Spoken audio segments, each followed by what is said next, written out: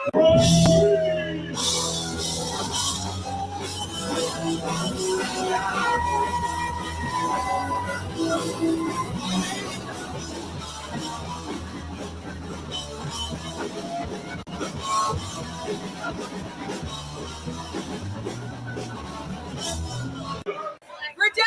Definitely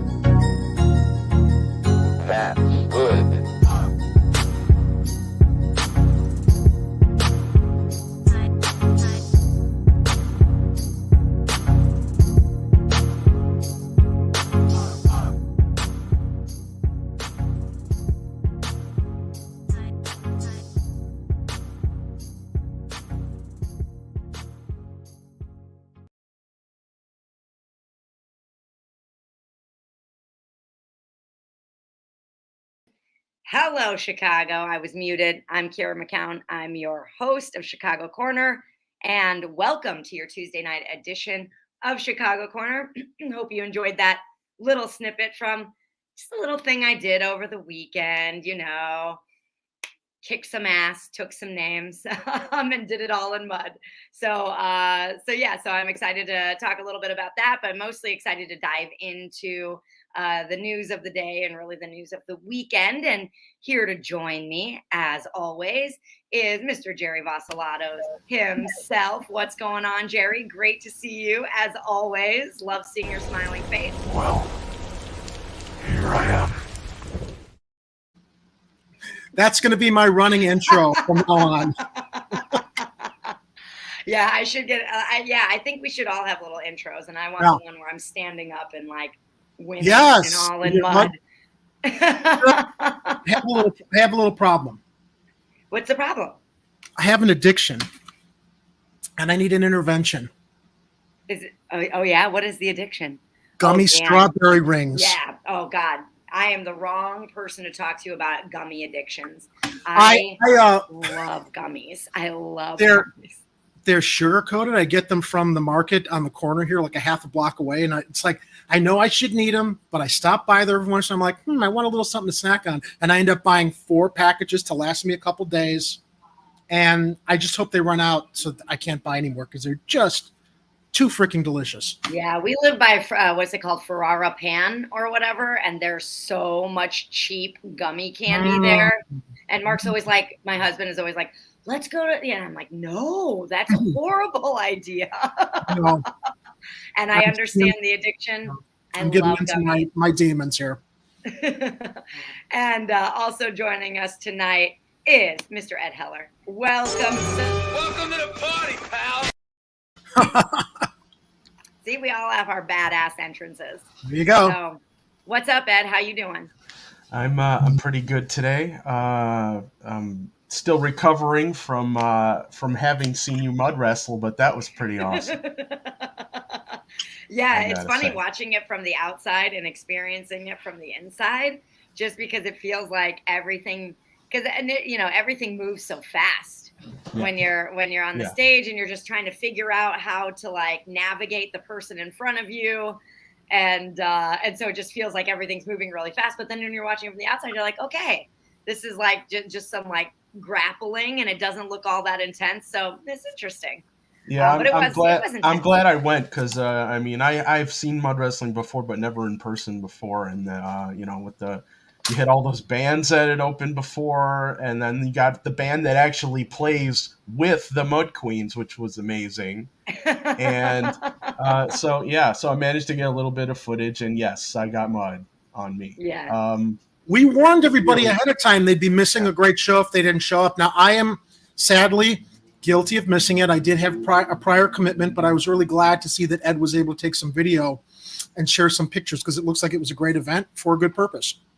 Yeah, it was really fun, and hopefully we'll be able to go out into the field when we deliver the money that we've raised from that wrestling show to the Chicago Women's Health Center, because it would be nice to have some media on that. We usually just go in there and drop off a check and they send us a thank you card. So I will. You tell me when and I'll cover it. I mean, I kind of did a little baptism by fire last Friday by going out and covering the Weiss hospital occupation with my iPhone and my professional microphone, and I think the segment went pretty well. So I thought so too. Yeah, I feel pretty good that I can like jump in and not have to worry about, if anyone else is available to help us shoot stuff. So just tell me when we'll set it up and we'll do it. Woo, that sounds perfect, because like that's really what one of the things that I really envision for our show here is just uplifting what the goodness that's going on with the people in the communities, as well as, of course, what we need to know about, which is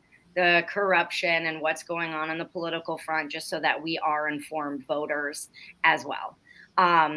Muy importante. All right. So having said all of that, is there anything that you guys want to say before we jump into the first story? I got nothing. Let's do it. I got nothing. All right. Here we go. Let's play that video. They're dropping like flies. Today, Tom Tunney, another longtime Chicago alderman, announced he would not be running for re-election. That means more than a fifth of the current city council is either leaving or has already left midterm.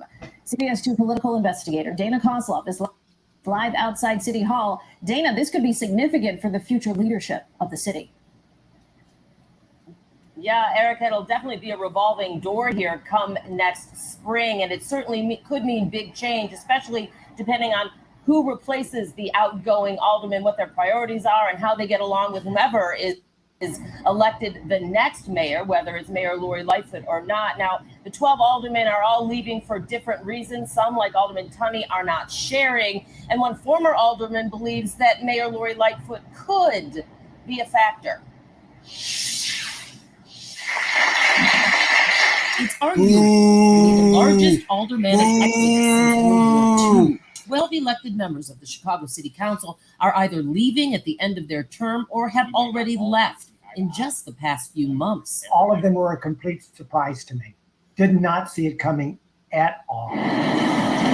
Says Northside Alderman James Kappelman about his colleague's exit, but the three-term 69-year-old alderman is one of those not seeking re-election next year. He says a medical scare and age led to his decision. I'm not sure the way we view the role of an alderman is healthy for the city of Chicago. So to a degree, it's not wrong there.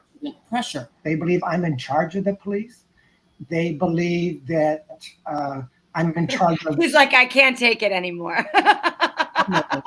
Three of them and possibly a fourth are running. Yeah, how dare your constituents have expectations of you? Can't take it anymore. In any of this? I think there is. Some of the aldermen complain for one reason or another about the mayor, but I don't think that's primarily the reason. Political science professor Dick Simpson, a former alderman himself, says the turnover will be significant in determining who holds the power in council chambers and potentially in determining the direction of the city, even though he thinks Northside voters will replace the 4 outgoing moderate liberal aldermen with other moderate liberals. I think this will still be a critical election in Chicago. It'll be a referendum on the Lightfoot era. Simpson and Kappelman agree on one thing. Change can be good. We need to have new voices and new ideas coming in. Agreed. I'd like to see a big shakeup. Now, regarding the chatter that Alderman Tunney may run for mayor, I asked about that this afternoon in an email. A spokesperson for him would not comment on that. I'm live outside Chicago City Hall in the Loop. Dana Kozlov, CBS 2 News. Okay, Dana, thank you. I'd say that's a pretty good bet because I was doing some reading on Tunney before the show, and he's pretty popular as far as getting stuff done.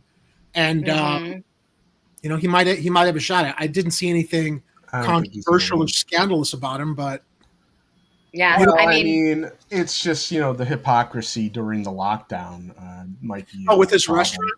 But but a lot of people are going to forget that, given the fact that people are pissed off that they were misled about specific things regarding the pandemic by our leadership to begin with.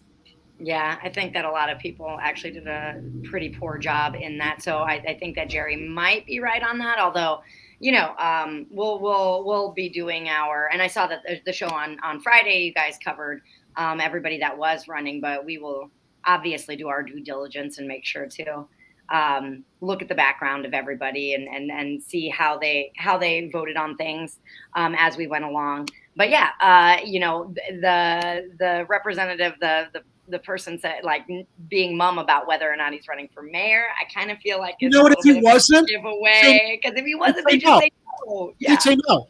Simple as that. That's the giveaway. He's plans. Well, you know what it is when they have the opportunity and they're asked on television or radio whether they're going to do something and they haven't decided, and they are if they say they haven't decided, it basically means they're looking to see if anyone wants to give them money to run. So then they'll find out, okay, is there a demand for me to run? Would it be worth my time? Ed, don't you think he's probably been floating trial balloons and talking behind the scenes to people before? I doubt that he would. Yeah, I don't think an alderman would step down and step out without a plan in place. So I would guess, being the smart politician we assume that he is, he would have had those conversations before, saying, okay, yeah, I'm going to have some support. I got to resign first, focus on that. And I'm not saying anything right now because he's probably waiting for the right time to make that announcement. Yeah. And he didn't say that he doesn't know, he just didn't say anything. Yeah. In fact, here's what he said. I am grateful for the trust they put into me and to help lead Lakeview forward in ways that benefited residents, businesses, and visitors alike. I will continue to work tirelessly for the ward through my last day on City Council. As I look ahead, I see so many great ways in which I can continue to give back to the city I love. Did not provide any additional details about why he was leaving. And I have found, through this story and just through following all of the aldermen that are in fact dropping like flies, that most of them, if they're not running for mayor, they are giving a reason for leaving, a very explicit, clear one. And this is not an explicit and clear reason other than I see some other things in my future to serve the city I love. My speculation is he's going to throw his hat in. There's sharks and there's blood in the water. Dun, dun, dun, dun. I wish I had a Jaws.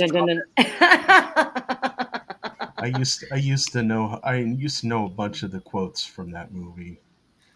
Yeah. So Tunney was first appointed by Mayor Daley in 2002 to fill a vacant spot by Alderman Bernard Hansen. And he served as chair of several committees, including special events and economic development, and served on the Chicago Plan Commission. He also served as chair of the LGBTQIA+ caucus, which currently has 5 members. He supported Lightfoot against Cook County Board President Tony Preckwinkle in 2019. Everyone did. No, absolutely. And was the mayor's pick to steer City Council's powerful zoning committee. But Tunney has suggested he would not support her for another run, telling the Sun-Times that her leadership style needs to be more respectful. Just hours after Tunney announced his decision to not run for re-election, his longtime chief of staff released a statement stating he planned to run just hours out. Oh, yeah, Tunney's sorry, I kind of got lost there. Tunney announced his decision not to run. His longtime chief of staff stated that he would be running for the aldermanic seat, and his name is Bennett Lawson.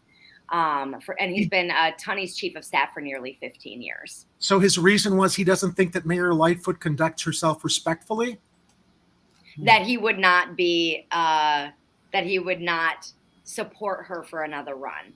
Because that was his reasoning in the article that I'm reading, because she doesn't conduct herself respectfully. You dicks, what the fuck were you thinking? You make some kind of secret agreement with the Italians. You're out there measuring your dicks with the Italians, seeing who's got the biggest dicks. You beat me to the punch, Ed. No, I just wanted to clarify because I think that's what Kira had said in the quote before I was going to run our little Lightfoot clip. Yep. That is He's right. I don't know. I don't know how her right. big dick. I don't know how her big dick fits into that clown car. That's what I'm wondering. All It's right. probably bigger than she is. What is she, like 5'2"? Anyway. Yeah, she might be smaller than that actually. Actual size. She's lugging it around. Sexual size. That's the life-size edition of Lori. So 12 Alderpeople will not be running for re-election in 2023. And WTTW actually did an extensive interview in regards to the Alder folks who are not going to be running for re-election. And it actually came out before Tunney had announced, which is why I'm focusing on Tunney, because he's the most recent. But let's take a look at this video. And Ed and Jerry, I'm going to stop the video before it ends. It's an over 9-minute video, and if anybody wants to watch it, it's all in our notes, so you can check it out there. And if there's anywhere that you guys want to interject, I know I don't have to give you permission, but by all means, please do. So let's go ahead and start this video. And I know I'll be interjecting, so I'll just be like, stop the video here. So here we go. I think Warren won the show tonight. Leprechaun. Wow. Leprechaun, I wow. love it. Lori Leprechaun. Okay, hold on. I gotta walk away from the camera. So good. Warren.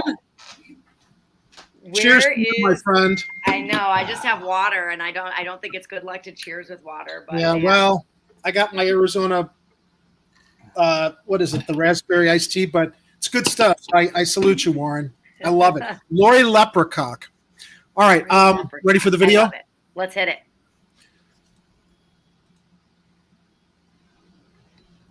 The next city council elected in 2023 will look a lot different than the current one. That's because many Alderpeople are headed to the exits. Alderman Michael Scott Jr. stepped away in June. Alderman Roderick Sawyer and Ray Let's Lopez pause right there, actually. Michael Scott had stepped away with a pretty sweet sounding gig from Cinespace Production Studio. Yeah. Which had actually been sold to a new owner in the last year, and he got an invented spot in that as the director of industry and community relations. While keeping control. Go ahead.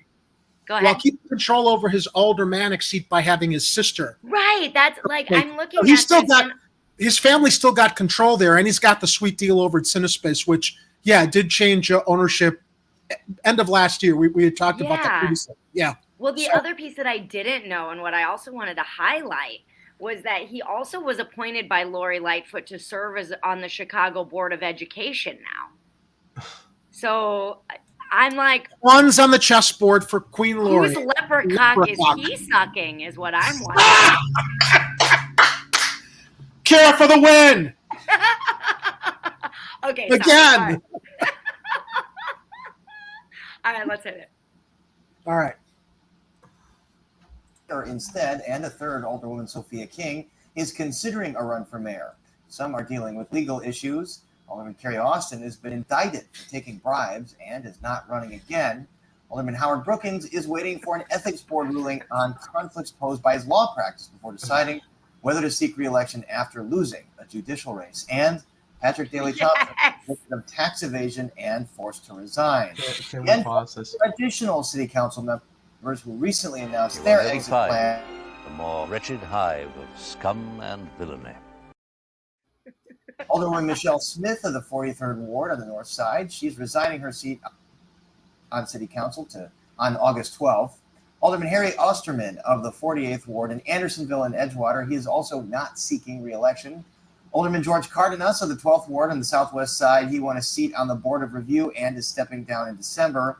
And Alderman James Kappelman of the 46th Ward in Krappelman, get it right. Is not seeking re-election. Welcome all of you back here to Chicago tonight, perhaps for the final time, at least in your current roles. Alderman Osterman, I'll start with you. We'll never have you on tonight again. It's been a relatively safe seat for you. Why hang it up now? So it's it's a very difficult decision because I'm born and raised in this community. But I think looking back and reflecting, I spent 11 years as state representative and 12 years as alderman, really working really hard to improve my neighborhood, working with my neighbors. And for me at this time, it was a time to kind of reflect and look to transition to something else. So I'm going to finish my term. I've got work to do for the next 10 months. and then we'll see what comes after that. Alderman Cardenas, you won a seat on the Cook County Board of Review. You'll be taking up that post in December. Why did you want to change jobs? Oh, I can't take it anymore. Broader base, and I wanted to put my skills to use. I'm an accountant, a data analyst, consultant, and it was my passion. I just wanted to see that through, and I think that opportunity presents. I'm going to use those skill sets to be able to help folks out in a bigger way. Alderman Smith, you said you're leaving to care for an ailing family member. Although the timing does give Mayor Lightfoot the opportunity to pick a replacement about 7 months before the election. Why not wait? Will you pause here? The voters will. There are, and presently, there are 17 people who have applied for this position for Mayor Lightfoot to choose. That's an obscene amount of people. So we'll keep an eye on who she ends up choosing for this spot as well. Continue? Yep, go for it. You certainly have a choice. In my ward, we are active participants in whether or not. No, you won't. You won't have a choice. I'm sure there's going to be a contested election. But I'm the youngest member of my family at 67. I have aging relatives and friends for whom I have responsibilities. And under those circumstances, I really just couldn't personally wait. That's fine. Translation, along with that, there's more money to be made elsewhere. 7 months. And I had to say that it was time to leave really a job I love very much. A job you love, and you've been very instrumental on issues related to ethics, the recent ethics reform package. Alderman Cap. I want to interject something here. They're all giving their reasons for leaving. Mm-hmm. I wonder if they all just feel it's a foregone conclusion. Frankencock, whatever leprechaun is going to win, and it's just going to be an endless pissing in the wind battle trying to get anything done. I think there's part of it. The other thing I think is that they're not entirely being honest with you with the plans that they have going forward. Oh, clearly. I'm pulling up this. I got this article I just pulled up from the Chicago Reader from like 11 days ago. Like Cardenas is running for a seat on the Cook County Board of Review. So he's not really leaving government. He's contradicted himself here. Is that what you're saying? Yeah. And then of course, he I think in the same story he's talking about how nobody goes to the park where people don't want Riot Fest to be. So I mean, this guy is probably just trying to take himself out of the line of fire. Yeah, we got some good comments in the chat. The Great Reset is happening right before our eyes. Billionaires decided who runs our government. It's like this around the world. Billionaires own everything. Warren shares we basically swindled enough money as government service onto the private sector. But Eleanor, don't you know that the billionaires know what's best for us? Come on. All right, let's hit it. Appleman, you've had some tough re-elections in the past, but you're deciding not to run this time. How come? I'm one of those people who really. I hate my job. He's one of those people nobody likes and wants to get the fuck out of Uptown. Everybody wants. I hate my job. Get me the fuck out of here. This is the guy who was telling the Salvation Army, I don't want you to serve soup and food to the homeless people because I used to be a social worker and I think you're enabling them. That's one of the big scandals that happened. I think it was 2 or 3 years after he took office in Uptown. People were mortified. What gives you the right to tell the Salvation Army how they should do outreach to the homeless people in your community? Well, it's because he was working really hard with his development buddies to gentrify and get poor people, instead of helping them, out of Uptown, forcing them out of the low income housing. And there was there were a lot of what do they call them? I don't want to call them temporary hotels. But, actually, we're going to get into that in a little bit, Jerry. It's interesting that, I didn't realize that, but he was shutting those down. He was seeing those shutdowns for all the developments that he wanted to bring all of his lobbying buddies into gentrify and build all the high rises with the 8 units of affordable housing here or there, so they could get their fingers in the pie of whatever HUD had to offer anybody that also included quote unquote affordable housing when all housing should be affordable, especially in that community where it's very, very difficult. And you've got a moderate to low income population. It's really great that you preface that, though, because that'll be good information going forward. What were you going to say, Ed? I just was, I don't know. I'm just as annoyed as Jerry is on a lot of this stuff. It's because, you know, they go and they do all these glad-handing deals and they get all these building contracts and they're building all these really nice, expensive high-rises and getting all these building contracts. And who's going to live there when nobody has money left? All the rich people who would be moving into Chicago decided that they're going to get better bang for their buck in Miami or somewhere else. I mean, you don't have nearly as many people that you think are going to be filling these high rises when you could have just built some affordable, actual affordable housing for people. You may have just answered the question, Ed, as far as why he's leaving. The gravy train is over. He oversaw what happened with Weiss selling the hospital in the parking lot. Maybe there's no more development to do in Uptown for the reasons that you're talking about. So he's cashing out. Plus, nobody likes him. He's probably just I just imagine because nobody likes the dude that he's probably just getting shit back and left and right about what he does do as an alderman. And he probably hates the job at this point. Opportunist. He's an opportunist and he's a predator to all the vulnerable people in the Uptown community who rely on their alderperson to represent them. I think Helen Schiller who may have been the alderperson in that neighborhood before him, and she served a long time and was beloved by the residents there until he took over. So, and I'm sorry to see Kathy's not in the chat tonight because I'm sure she'd have some choice words. She'd have plenty to say. Yes, absolutely. Absolutely. Yeah, it'd be something a little bit like this. Yes!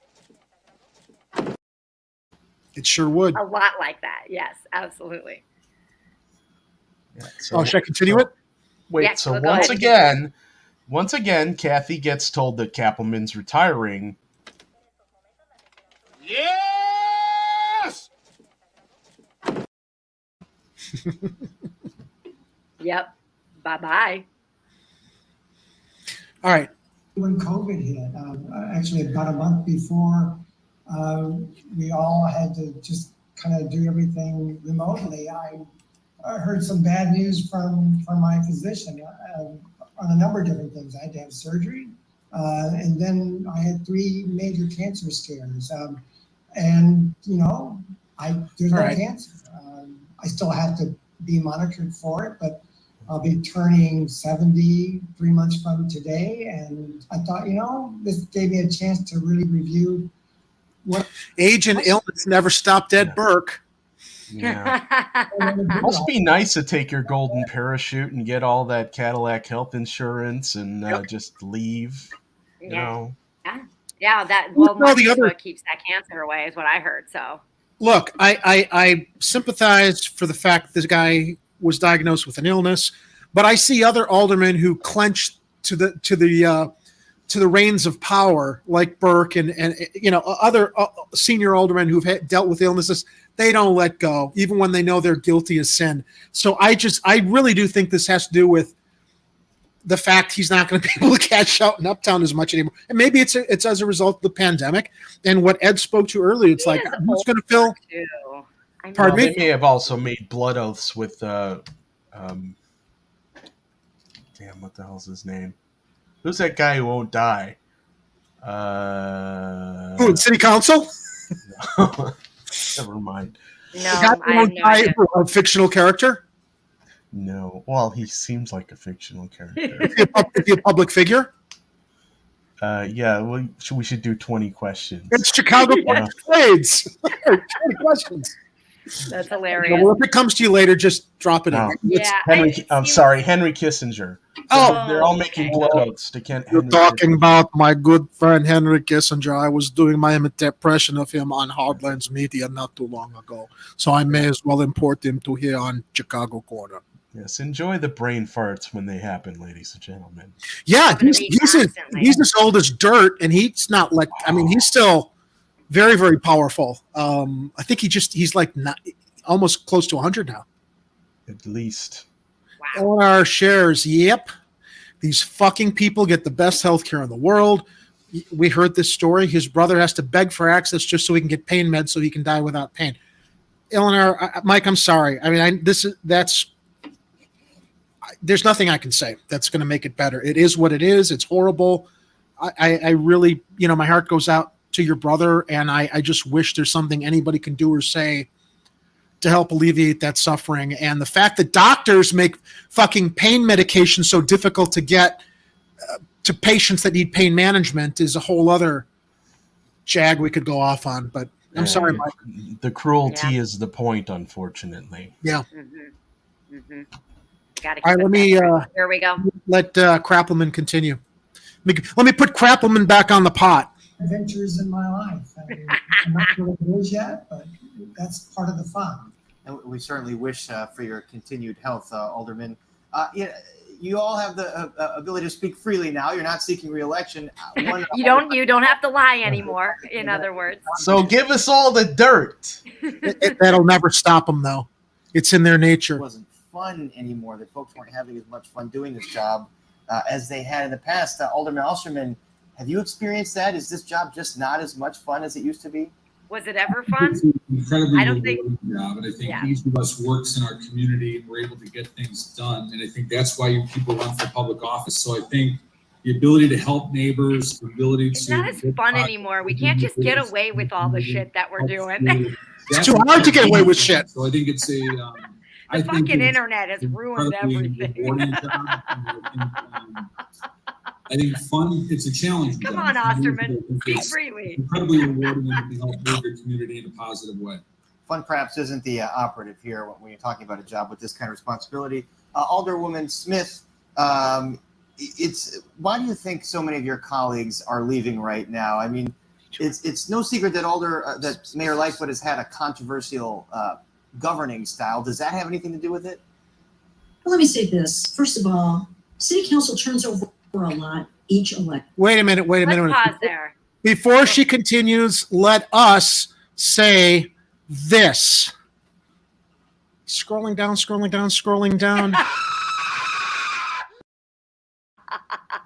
All right. Scrolling down. Well, pause right there. So she's just like, let me tell you, there's a turnover every year, right? And so I looked up, what my curiosity was, of course, was, okay, so there's turnover every year. How much is the turnover, and how much of that turnover is because people don't choose to go up for re-election? And in 2019, there were only 5 Alderpeople who did not seek re-election. Right now we're at 12, right? And there were 12 seats turned over total in 2019. And then in 2015, 5 Alderpeople did not seek re-election, and there were 15 turned over seats. So now we're in a situation, we have more than double what usually is not stepping into re-election. And weird. So we could have literally half of the city council completely shifted in 2023. It's not just weird. Thank you. Exactly. Let's finish up what Alderman Smith has to say, and then we can stop the video there. Okay. Election. In the 11 years that the 3 of us have been here, it's turned over almost entirely, but not quite. So I think that if you look at the data, there's always a lot of turnover in City Hall. I do think that pandemic did have a lot to do with how difficult the job was during the pandemic. It's wonderful. And we're seeing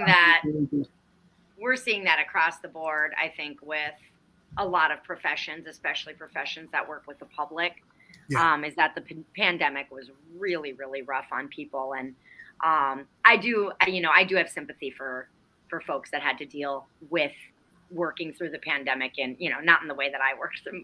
My work through the pandemic was very different than a lot of people who had to be out and with people. My work actually increased during the pandemic because we were here at home. Yeah. It's funny now that life is kind of resuming. We were talking about this at a staff meeting, with the responsibilities and things happening where we need to get out in the field. There's more to do now than what we were doing from home gladly. I mean, it was great to be able to like open up the webcam, look at the news story, start commenting and talking about stuff. It's just interesting how, remote work is preferable, but I know to a lot of these people, I understand what she's talking about though. For others who aren't in that position who have to, All right, let me continue with it. Very, very rough. Yeah, no, I don't think that there's anything too horrible. Oh, is that the end of it? From that point on. No, there's like 3 minutes left, but okay. I'm just like, let's cut it up here because otherwise,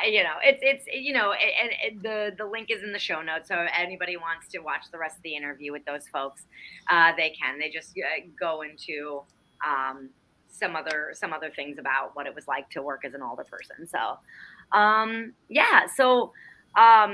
we could be facing a totally new city council, or like basically half new city council, if the numbers keep up. And actually, Block Club Chicago wrote an article that basically runs down all of the open seats due to this exodus. So let me see if I can get that up on screen. What's that? Exodus is the perfect word for it. Yeah, and reality is it's not just the 12 that are leaving. All 50 aldermanic seats are really up for grabs. If anybody wants to challenge the current, aldermen, all they have to do is collect enough signatures to get on the ballot. Oh man, I am taking some time here. There we go. So. Oh yeah, I had that up before. Sorry, I got rid of it. No problemo. Here's a full list of the city council seats likely up for grabs in 2023. So to Ed's point, yes, all of the aldermanic seats are up for grabs if you want to run for alderman. And pay looks like it could be going up too. So that might be some motivation for some folks. But if you happen to live in one of the wards where that person is retiring, I mean, that's going to give you a leg up if you want to run. Definitely. Yeah, because name recognition is the thing that, it's up there, what wins elections. And incumbents, I don't have the numbers for Chicago, but incumbents generally win 80 to 90+% of the time. So, when there's no incumbent, there is a much greater chance to win. So there's the 4th Ward, Kenwood, Oakland, parts of Bronzeville. And then we have Hyde Park, 5th Ward, parts of Woodlawn, South Shore, and Park Highlands. We got the 6th Ward.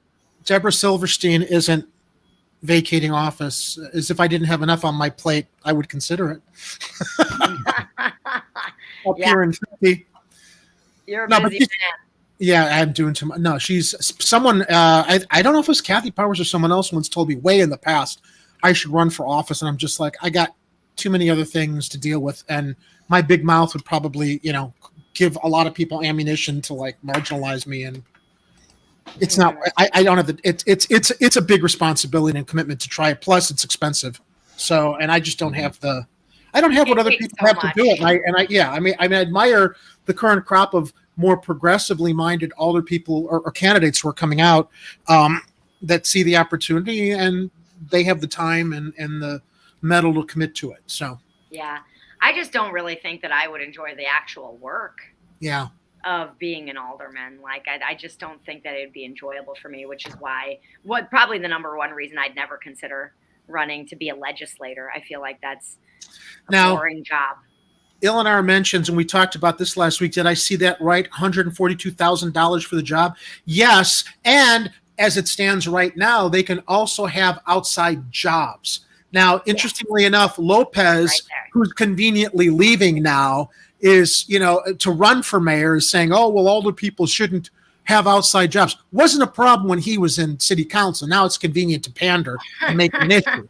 But yeah, $142,000, which is more than enough money that they shouldn't have outside jobs. It's public service. You get paid $142,000. Sit down, do your goddamn job. That's a lot too.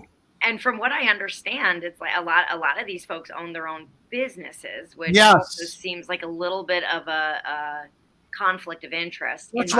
That's why Burger King is in trouble right now, because he was directing clients to his law practice that he was cultivating. That's right. While he's been serving in city council. Yeah, it makes total sense. I mean, and that's what I get curious about with stuff like Michael Scott. It's like, oh, that Cinespace changed hands a year ago, and then you got an invested position that seems really convenient. Yeah. So that's why I highlighted that, but that happens constantly. Yeah. Golden parachutes everywhere. And they still get to hold on to power and influence in the position that they left by putting their relatives in place. Yep. We got 6th Ward, parts of Inglewood, Chatham, Great Grand Crossing. And then 12th Ward, Brighton Park, McKinley Park. And it shouldn't be, Dominic. That's the problem.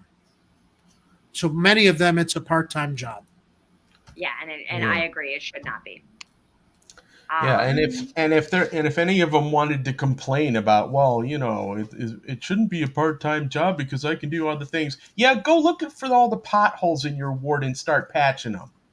Yeah, go talk to your neighbors. Go roam around your ward and see if there's anything that needs to be improved. See how the streets are.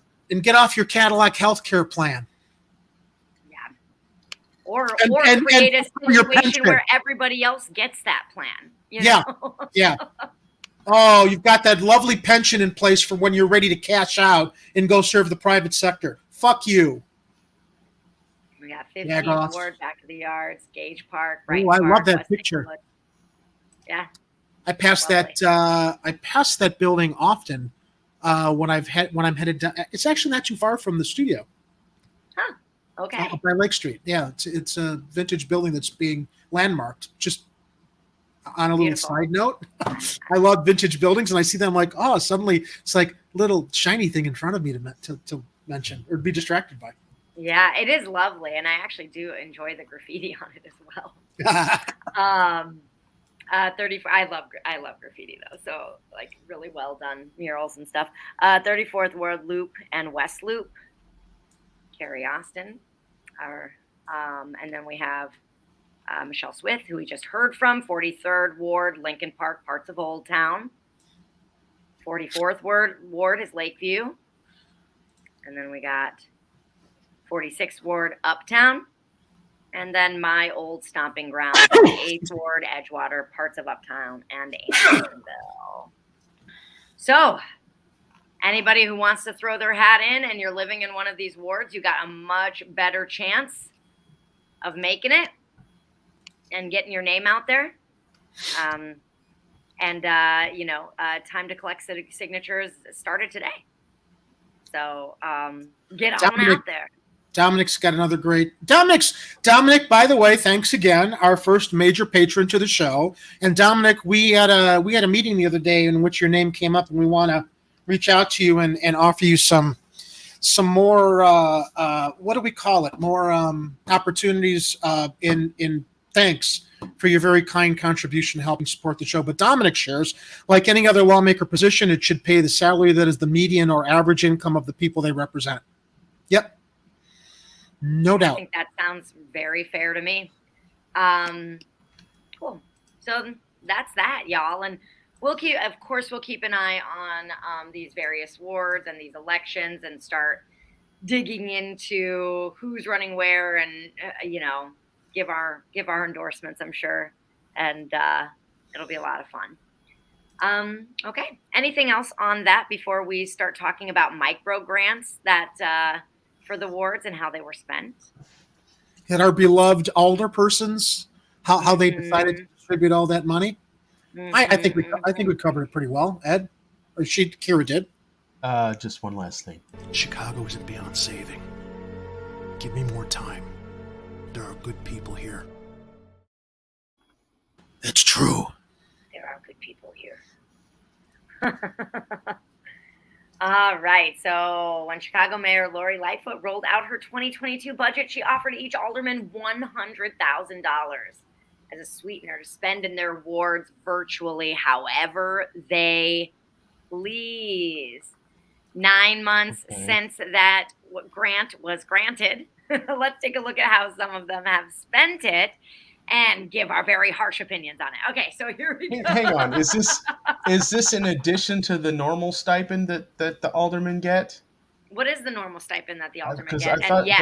I thought they get like $90-something thousand or something to spend in their ward. Article didn't mention another stipend to be spent in the ward, and mostly I think Lightfoot's quote in this article like basically says, the aldermen or who have their finger on the pulse of their ward, they should know the best on how this money could be spent to most serve their constituency.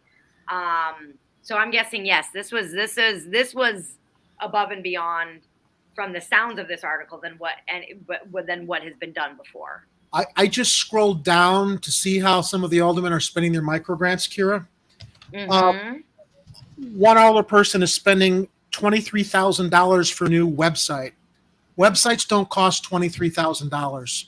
I build them. My website cost over $20,000. Actually, my company website cost over $20,000. You paid somebody $20,000 to build your company website? We had photographs taken. We have like a lot of legal stuff going on with Jesus, ours. We have an online membership. You get a whole package there. We have an online membership. We had a person who does SEO and writing for us. So yeah, I spent over $20,000 on my website. When I tell people what I charge them to do a website, which is probably like, I don't know, like maybe a 50th to a 60th of what you paid, it's still too much for them. And I build pretty decent websites. Oh yeah. Well, everybody I talk to that wants to hire me for freelance work, with my 25 plus years of experience, I'm always too expensive. I love the lawyers. Do you charge, Gary? To build a website? I don't do websites that much anymore either. Maybe a couple $1,000s. Oh, the lowest price I've seen for websites is $5,000. Well, when I quote a couple $1,000s, I still get resistance. Well, then you're talking to the wrong people, my friend. Well, I know that. When I'm talking to attorneys who bill $300 an hour that want to consult with me for my services to like produce live streams or do videos, and I put a very, very affordable budget together for them, and they disappear. Just people don't want to pay creatives. That's cuckoo, because our web designer charges $100 an hour. Well, yeah. I don't have a budget for that. That's what I always hear. Anyway, but I'll let you read the story. It's just as I scroll down, I'm just like, wow, I'm not quoting enough, even though the people I'm talking to don't want to pay the low ball quote I give them because I'm trying to help them afford it. Mm-hmm. Yeah, my auto mechanic charges $100 an hour, but my graphic designer, he works for free. Yeah, he's me. Your graphic designer works for. I was gonna say, is it you? I normally make about $90 to $100 an hour as an editor, and I'm doing a project right now for $32 an hour for a nonprofit. And even after I started that work, I was asked if I could give them a better nonprofit rate because of the extraordinary amount of work that is necessary. And I'm like, this is my nonprofit rate.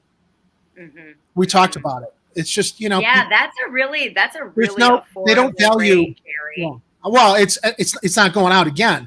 I'm just saying, like, even when you try to work with people who've got limited budgets, and you're putting a lot of time and dedication into it. It just.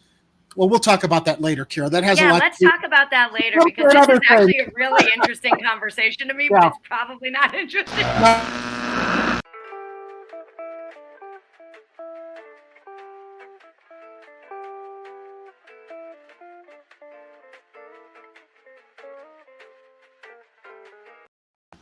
What were we talking about? Back on track. We were talking about how money is the spent. Cost of websites. But how money is spent. More to the point. Yes, specifically how money is spent. So specifically, you're talking about Northside Alderman Andre Vasquez, who's spending $23,000 on a new 40th Ward website. And when I saw that, because of how much I spent on my website, I was like, yeah, that makes sense. And they do the math later on in the article, and it comes out to like $60 an hour for whomever it was that they hired for it. And so I thought that sounded like how much a website costs, but again, like I it's all the lens through which we look. You also paid Yeah, it really depends on what exactly is contained inside that website. That's what I think too. What kind of services? Super complicated one. We do, my company. Yeah, so. I'm looking at the 40thward.org right now, and I don't know if it's a $20,000. I am too, Ed. I'm just like, what cost? Anyway, let's go on though. Maybe the typesetting hours might have cost some money. I don't know. I would imagine that the most expensive websites have a lot to do with e-commerce and coding, security, data, protecting user data with transactions and stuff. That's where I can understand. And the back end, like if you were going to host on your own server, like a live stream or video background component that's separate from like a streaming service like YouTube or something.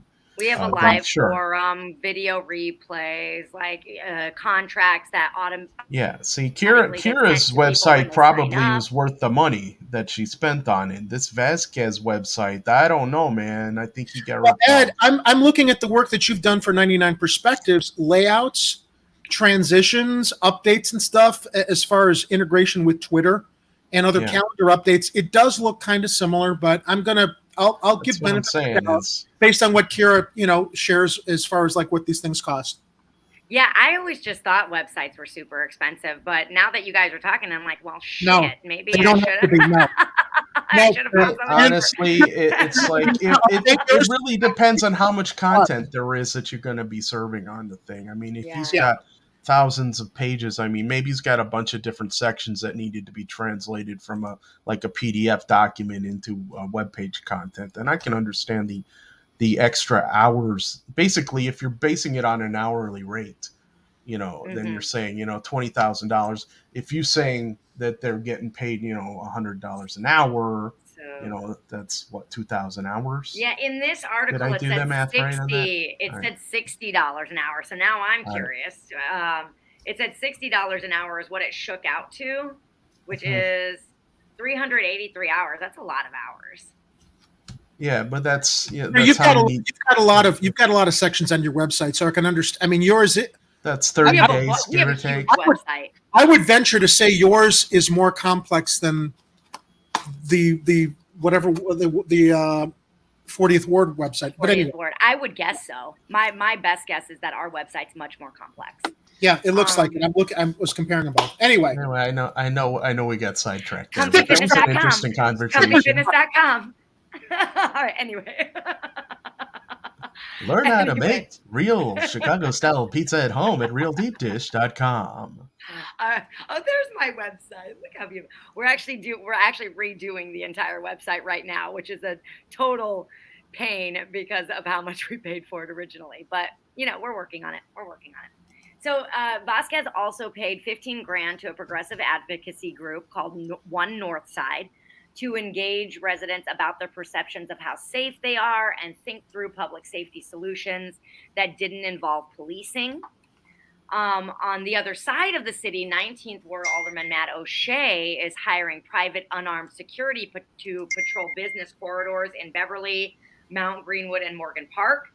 His $100,000 micro grant will be split 3 ways among Beverly area business associations that will hire private unarmed security groups from More Security, Security Logistics Group, and Law Dogs, according to the records. Because the cops aren't available? Because the police aren't available to do their jobs? Well, they're too busy being on TV. And the police and those, how much money is paying CPD in those communities that they got to spend an extra $100,000 on security to drive through the neighborhoods? Where is the money going to CPD for all the overtime, all the extra officers that they're hiring?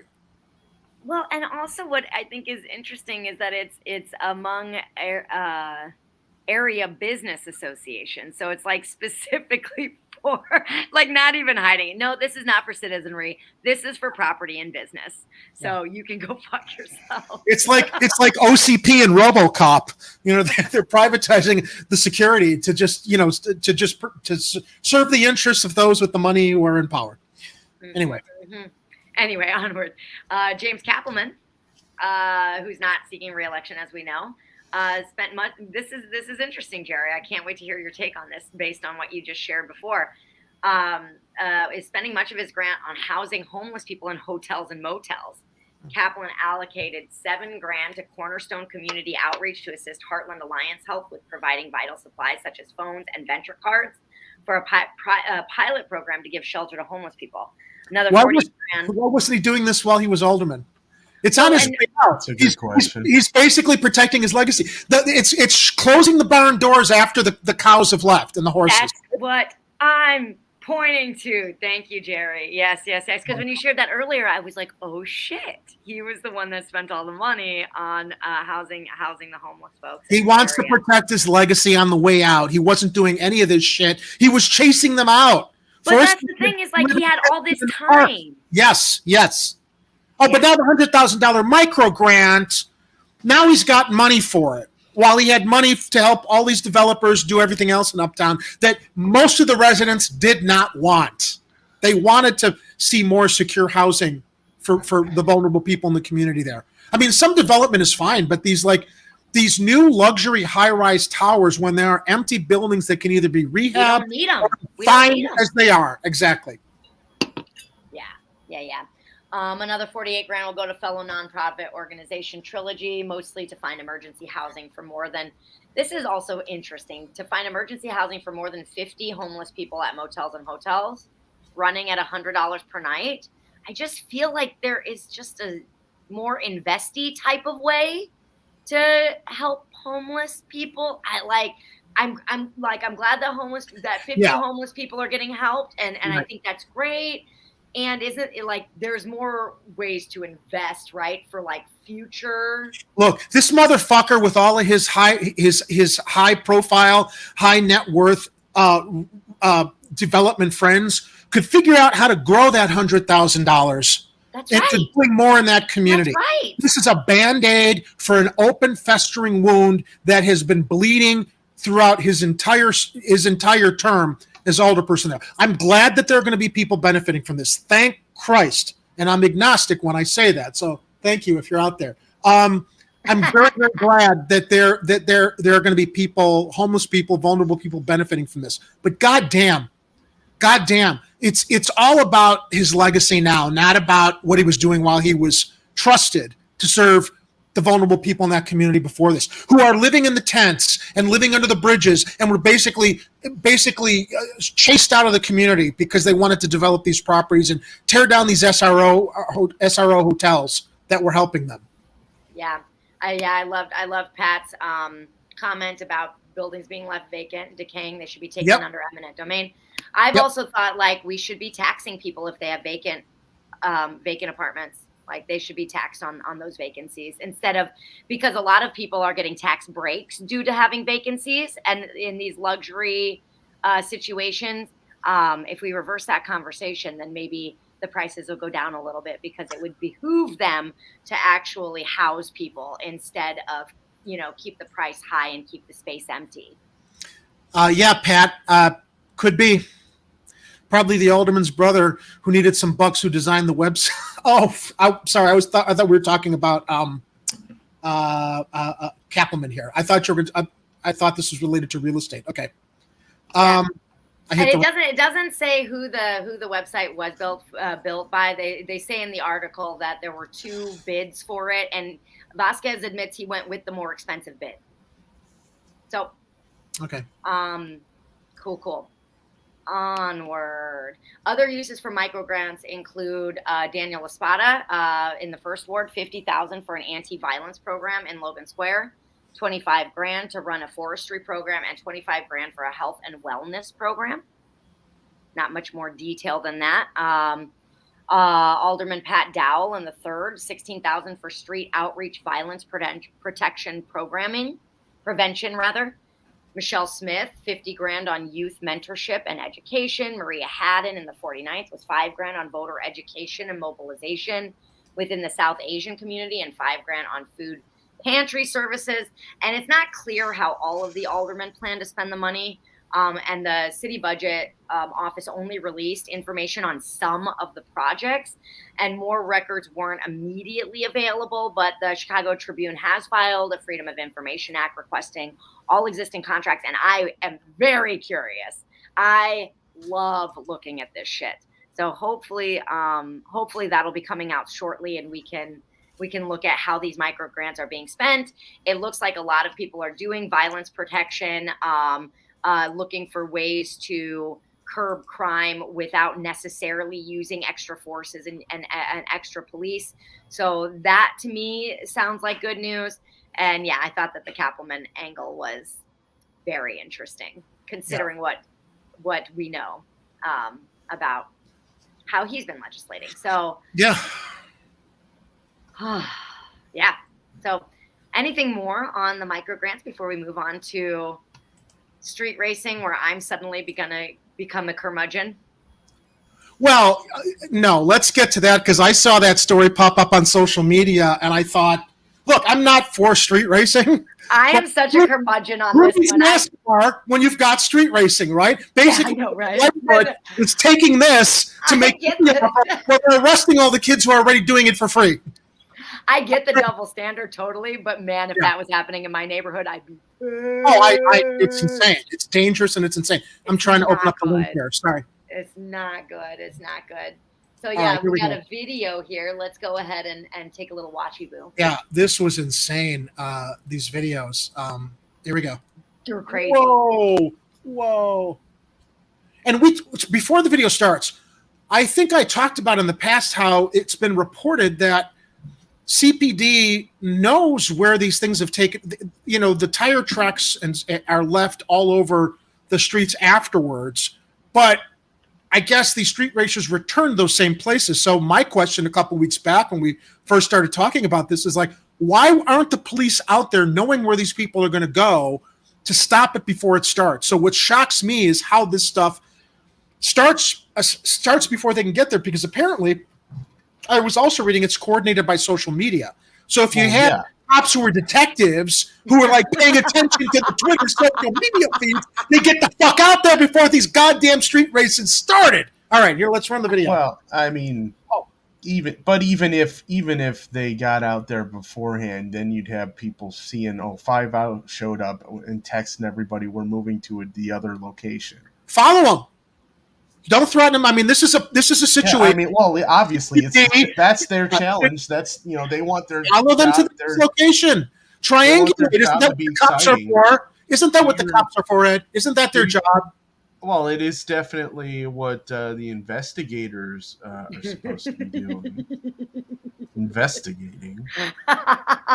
If this isn't part of their training, it shows how absolutely hopeless it is. All right, let's play 100%. There you go. Commercials. Damn commercials. Oh, look at all those synapses. So sexy. It's inside my brain right now. That's right. It's all going to come up like fine hairs and go into the shape of a brain. And then it's going to advertise some hospital, and I can't remember which one. Probably. I think it's a hospital. Here we go.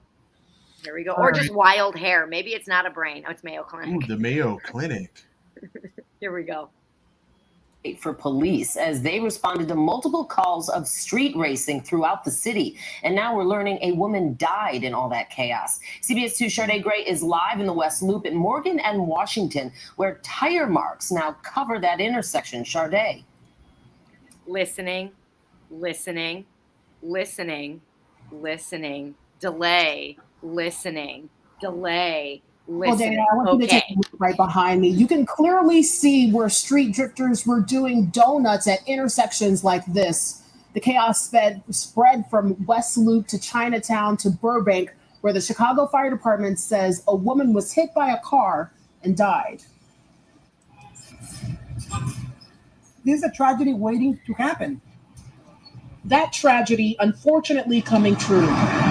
Chicago police say a 27-year-old man and a 19-year-old woman were speeding, heading southbound on Cicero near 65th Street. The man changed lanes, hitting the other driver and a 40-year-old woman who was in the crosswalk. That's what NASCAR is going to look like when it comes to Chicago, whether we have barriers or not. She was taken to Christ Hospital where she died. Chicago Police Sergeant told us the two cars were coming from 50th and Cicero, where drivers were street drifting, and the two... That's a major intersection. Where is CPD?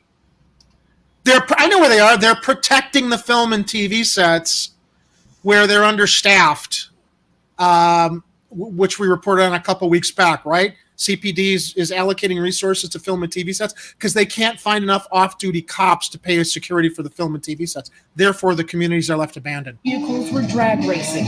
When we see more and more of these incidents happening, we got to talk about the root causes. Man, look at that. Into Alderman Byron Sigcho Lopez's district in Chinatown, near Lumber and Cermak. He voted for a recent ordinance that says any person who participates. Oh my God, I know where that intersection is. I drive through it all the time. I didn't recognize the night footage, but that's like a really open space that everybody travels through, and that there's no police presence there is mind-blowing. I think that's Byron's ward, which is why they're talking to him. Racing or drifting on any Chicago street, highway, or public way could be fined anywhere from $5,000 to $10,000, and cars involved can be impounded. This ordinance has been in effect since last month, and we see these incidents not stopping. They haven't stopped. If anything, they're getting worse and worse. CPD tells us 6 squad cars were damaged as they Chinatown.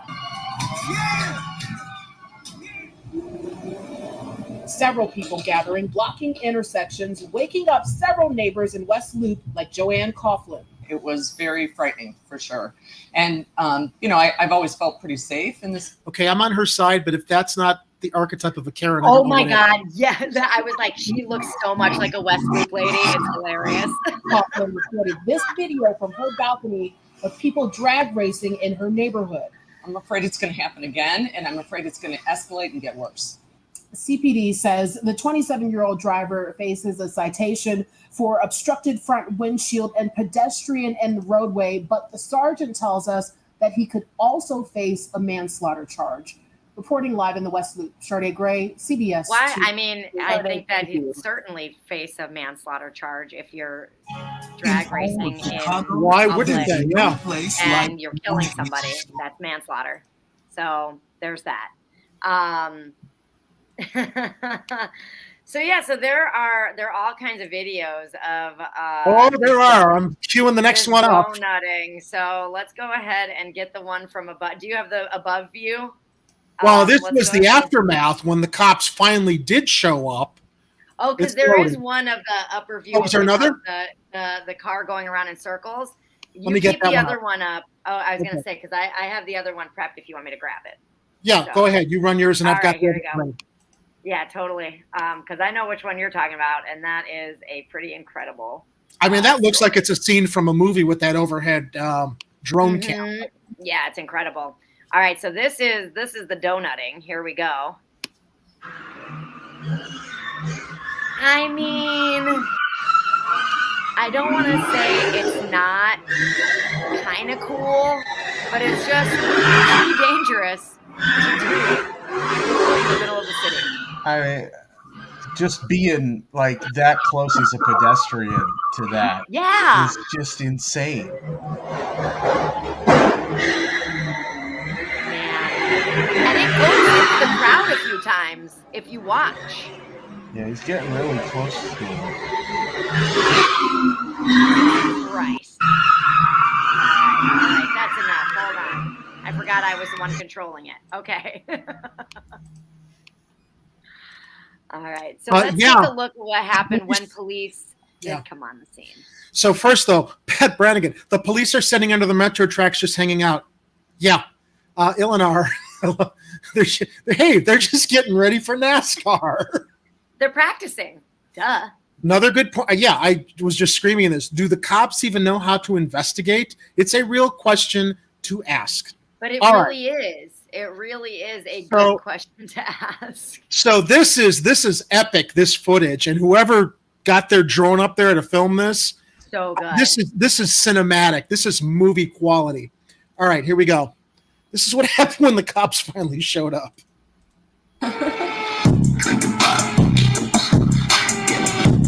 Now, I will say that before we go on, the audio on that. All right, probably not a good idea for these cop cars to decide to accelerate into like hitting some of the pedestrians there. But all right, I'll turn the music down. You're right. Although I do enjoy the beats. And yeah, they were moving into the crowd here with nice Ed. All right, here we go. Just have to turn the music down. But they look like little ants. Look at that car there. Little ants. Yeah.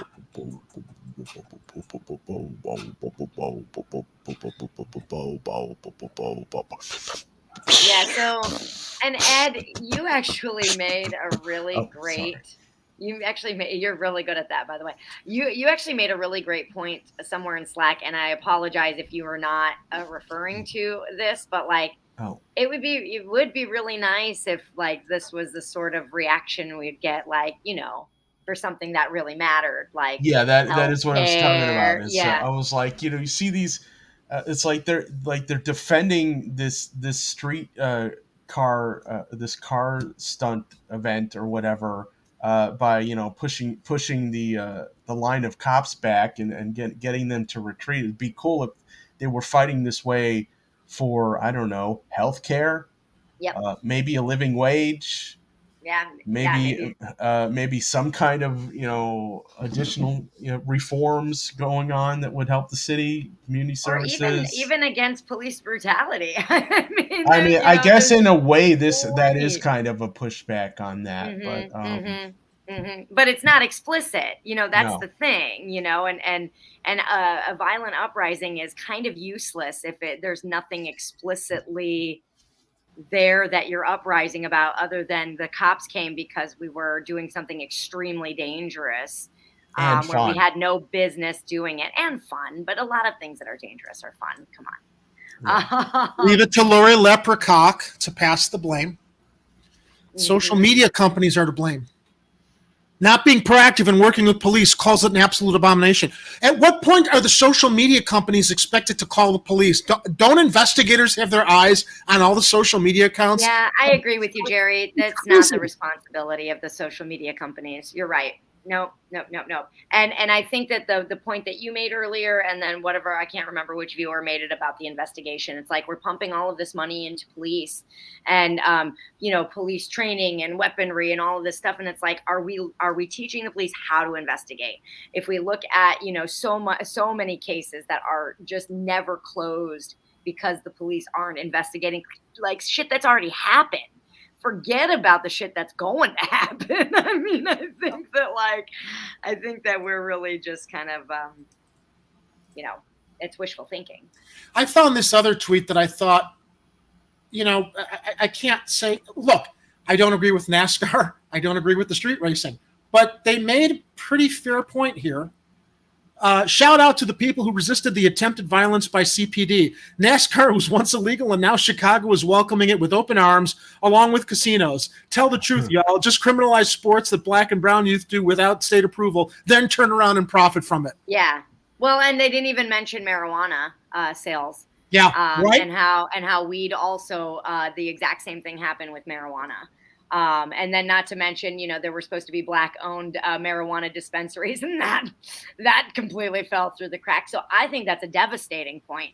I still also, my desire very much would be to see that kind of ongoing resistance for something that will help people. Someone made your point. Something that hurts people. Yeah, here too. Lottery was policy, the numbers, and cannabis was sold on streets until they legalized it, blocked Africana and Latinx folks from getting dispensaries. It's all racist at its core. Once TPTB figure out it's a moneymaker, they snatch it from the community and harm us. Mm-hmm. All right, so yeah, as far as cannabis and gambling and everything else, there are victims, but we're talking about actual, physical danger here. So, again, I'm not going to approve this. I still think NASCAR is an extraordinarily myopic idea. I think the double standard is obvious, and I think it's absolutely. Yep. And I'm glad that you found those tweets and brought them up, Jerry, because I do think that those are devastating points that should be taken in consideration when our representatives decide to do something that's historically been illegal. And I'm not saying that things that are historically illegal should not become legal. It's just when you have people doing things that are now becoming legal and still getting in trouble for it, even like gun ownership, right? A black person has a gun, that guy's getting shot, right? Versus you see all these like white people running around, with their guns, and it's totally fine. So we see the double standard everywhere, and it exists here too. And I definitely want to amplify that as well. I was considering showing the death-proof car crash scene, and then I thinking maybe that's a little too much violence for this evening. For a Tuesday so night. You guys can look that one up on your own. And then just for a few laughs and other general Chicago madness, the tweets you put up from #ChicagoScanner yes. were amazing. So I just wanted to share those with our audience because they had me laughing. Requesting EMS because he's super naked. Yeah, that was what? Yeah, that was yesterday.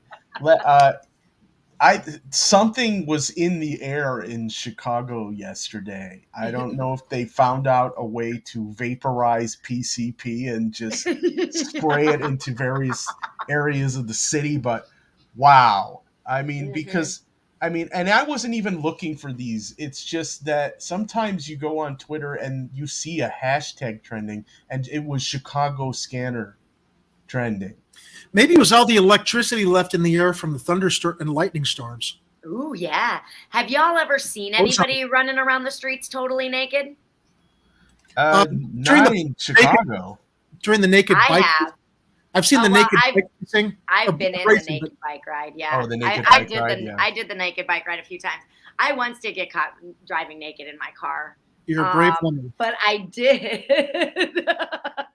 I did not pull that off. A woman in Edgewater. I didn't pull it off. I got pulled over.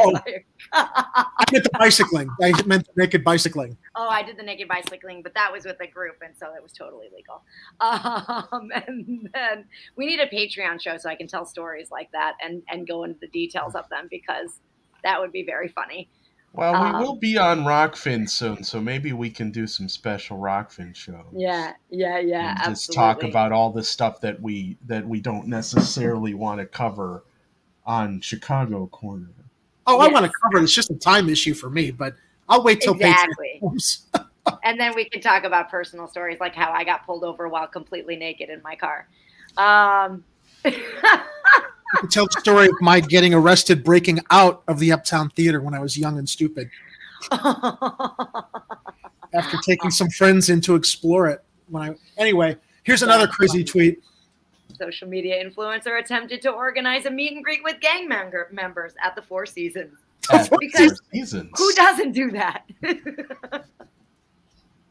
I love this one.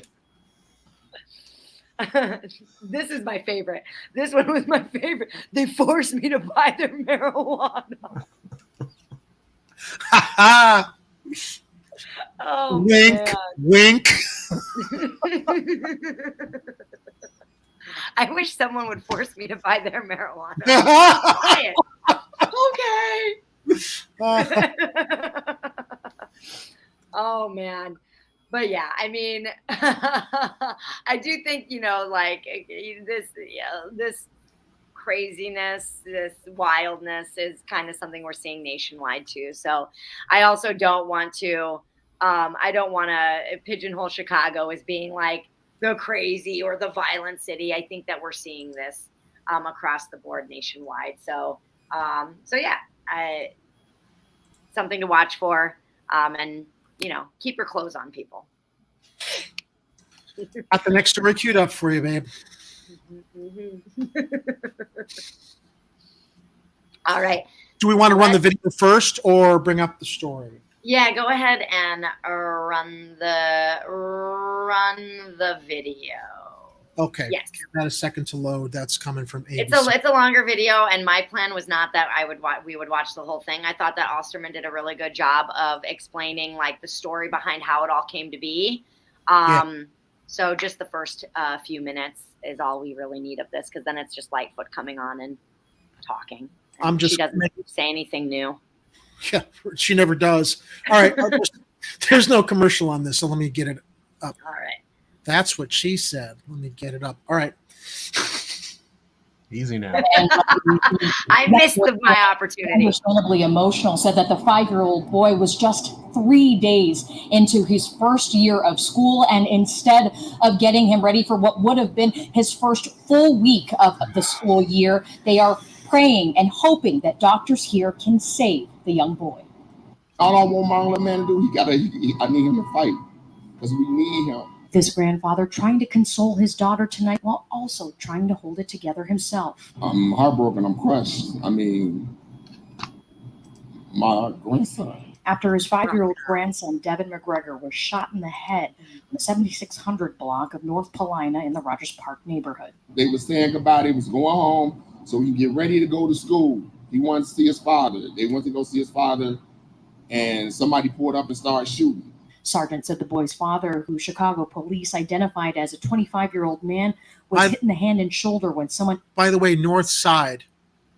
Not as common on the north side as it is the south and west sides. We see it down there. This is every day.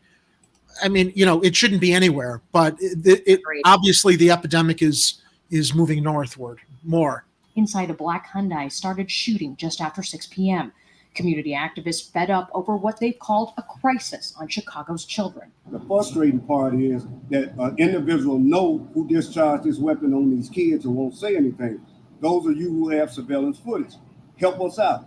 Give us that information. Sergeant said his daughter drove the father and son to St. Francis before the boy was taken to Lurie Children's Hospital. My daughter literally was pulling off, looked in the rearview mirror, and she saw my grandson trying to breathe or whatever, and she took him out and put him in the front with her. Now, instead of getting him ready for school, Sergeant and his daughter praying the child will make it through the night. All these kids want to do is go to school and play, and they can't even do that.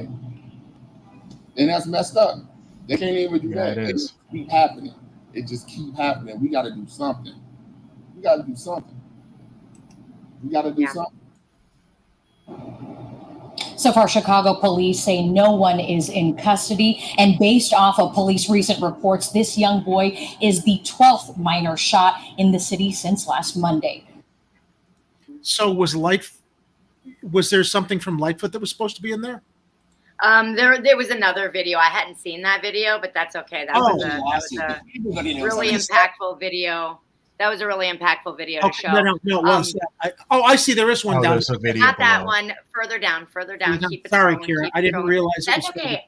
I'm happy to also talk real quick on this story and just in general of the, because, touching on just the gun violence over the weekend, 8 people killed, 25 others were wounded over the weekend, including that 5-year-old boy. And I think it was August 18th where 7 children in Chicago had been shot within 17 hours.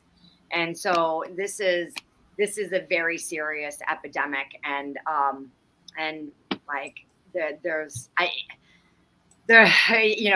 we've toiled with this so many times. It's like, what is there to do about this? Getting people help with mental health care, making sure that we are locking up violent criminals without bail, I would say, without the opportunity to get out. I think there are a few things that we can do, but again, like we're swimming in a sea full of guns, and people are desperate and angry and not being helped, and so it's just really a recipe for disaster. Now, this particular story is regarding the police oversight board that is getting created now, and this is Alderman Osterman talking about this development. Am I to jump ahead to Lightfoot or start with him? No, we're not even going to listen to Lightfoot. Oh, okay. Yep. I want to welcome everyone to an important and a historic day in the relationship between Chicago residents, our communities, and the Chicago Police Department. I'm Alderman Harry Osterman, 48th Ward. Today, Mayor Lightfoot will appoint the first 7 members of the Community Commission for Public Safety and Accountability. The members of the interim commission will play a critical role in listening to Chicago residents and giving a strong community voice to the important work ahead in building trust and strengthening the relationship between the Chicago Police Department and the communities that it serves. It has been a long road to get to this moment. These efforts started in the wake of the brutal shooting death of Laquan McDonald. The Department of Justice investigation and report that followed, the federal consent decree, which the Chicago Police Department is under today. The Empowering Communities for Public Safety Ordinance was enacted last July following recommendations for the Police Accountability Task Force, which followed other reforms that have been enacted, including the creation of the Deputy Inspector General for Public Safety and the Office of COPA, Civilian Office of Police Accountability. But in these critical efforts, there was a need for civilian oversights and strong community voice in the direction of policing in Chicago. Damn straight.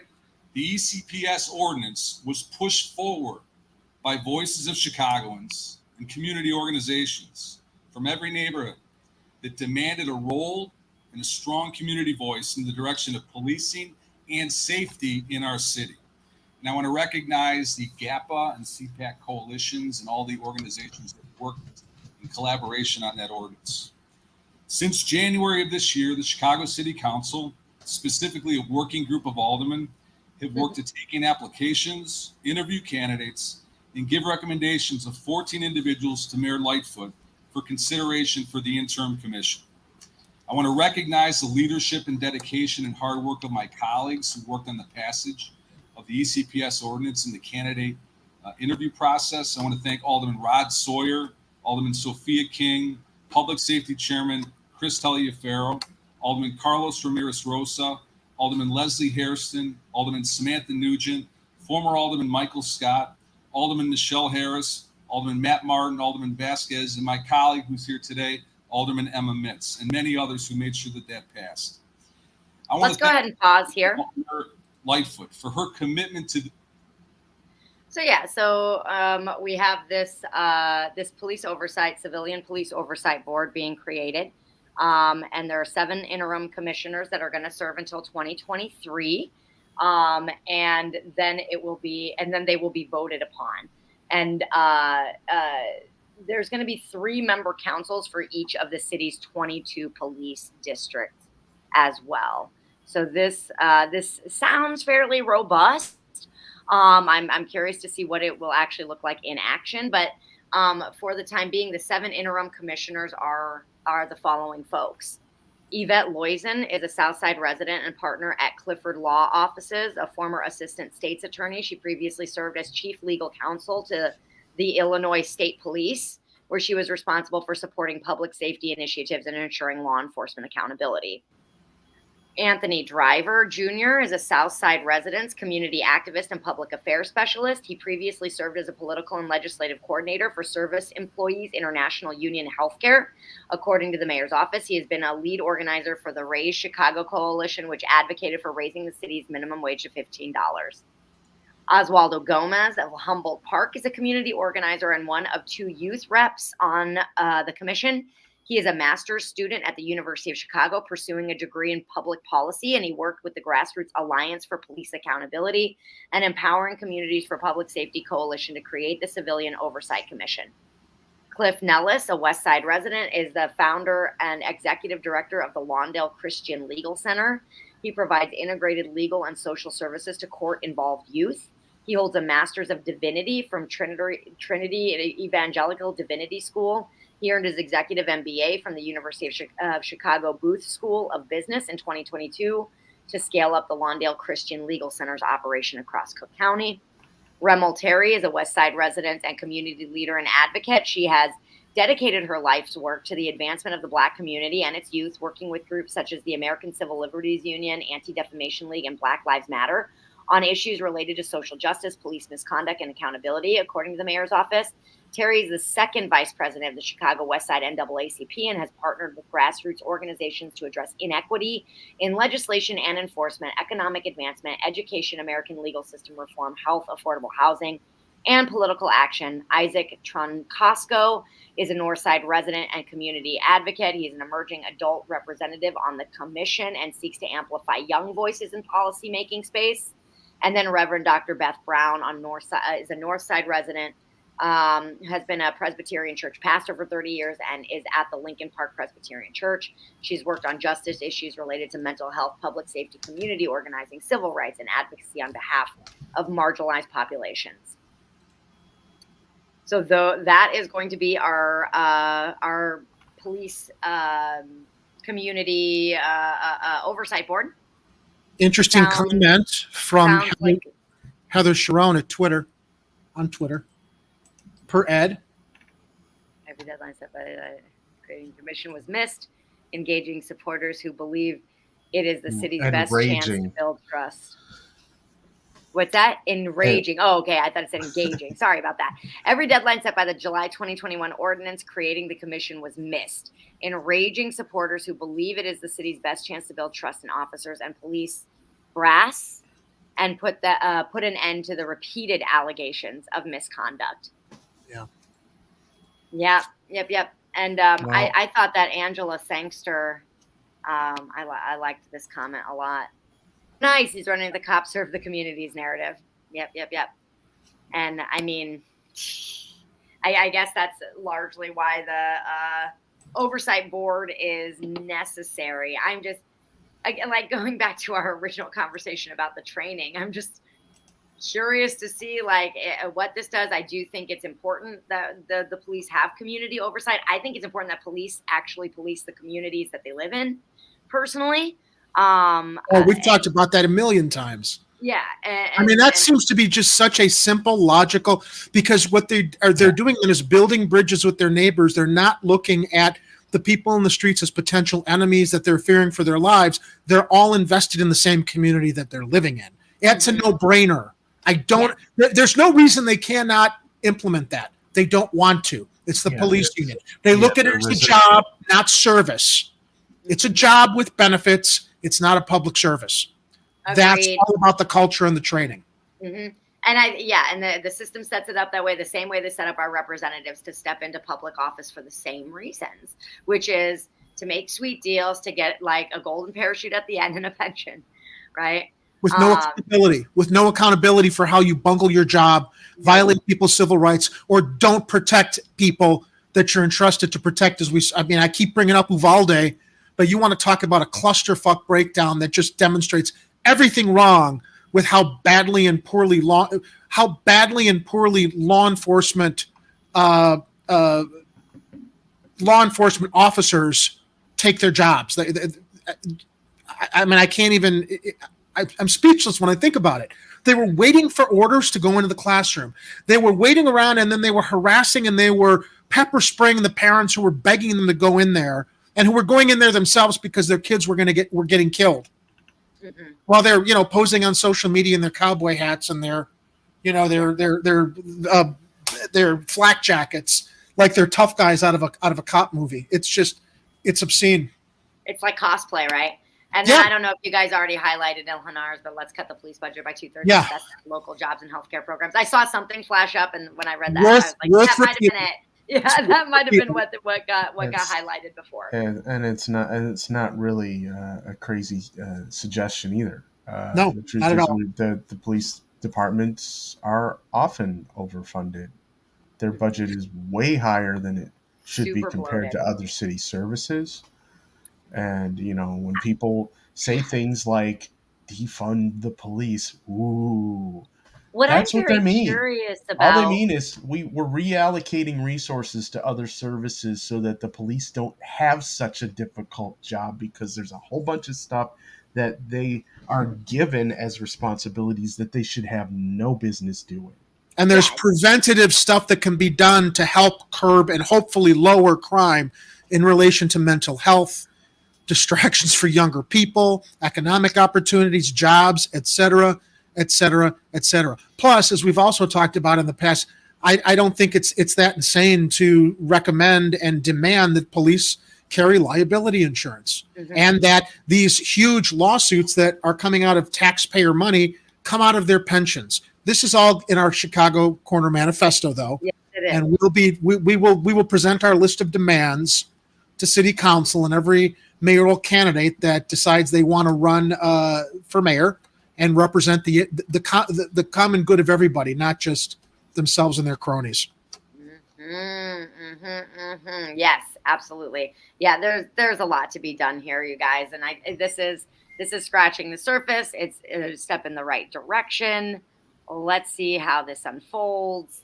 But yes, we need police oversight, and I think that community policing is an obvious next step.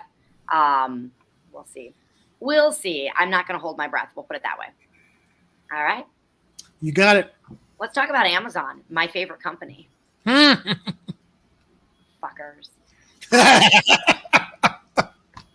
As if Amazon couldn't piss me off anymore. No, I'm just getting warmed up. I hate Amazon so much. Oh, man. Now a proposal to bring an Amazon distribution center to Bridgeport is planning on basically polluting an area that's already highly polluted, congesting an area that really doesn't need more congestion, Check. and then taking out bike lanes and safety measures on the streets, so that Check. more people can get injured and die. There's a checklist of everything they can do to come in and damage a community, and they're just clicking off their checklist. All right, so let's fill you in on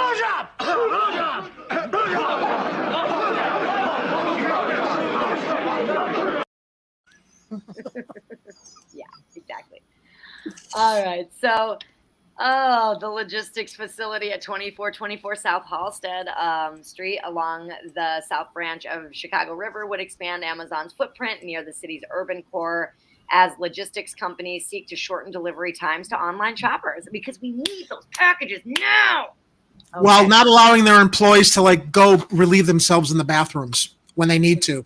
And they're still doing that. Yeah, and they're threatening to fire them if they decide they got to go take. Or they get injured and they're like, bye, get out. The corporate giant operates a facility on Goose Island and recently opened 2 more facilities in Pullman and Gage Park. California-based developer Prologus is spearheading the construction of the 23-acre center, Jesus Christ, between Halstead Street and Sonora Avenue in the Pilsen. Isn't that going to be near that new casino? At Halstead? I don't know where Sonora Avenue Which casino would that be, Jerry? The Triple Bean Casino. Brought to you by Mayor Lori Leprecock. What a fucking bitch, am I right?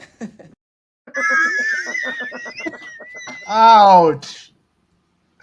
That clip still rubs me the wrong way, Jerry. Sorry.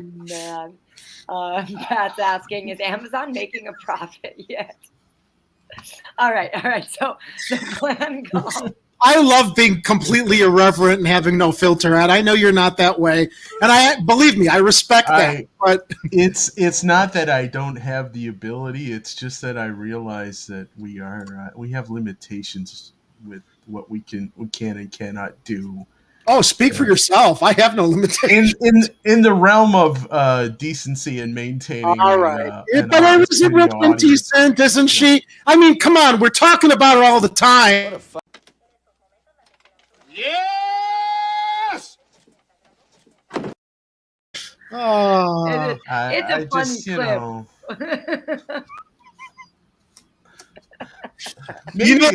I cut through the bullshit and get right to the point. What a fucking bitch, am I right?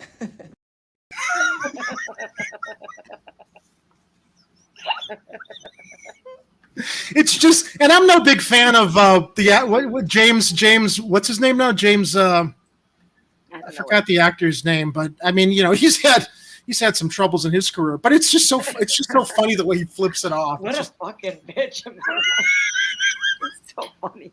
All right. All right, back to the news. It's a funny clip.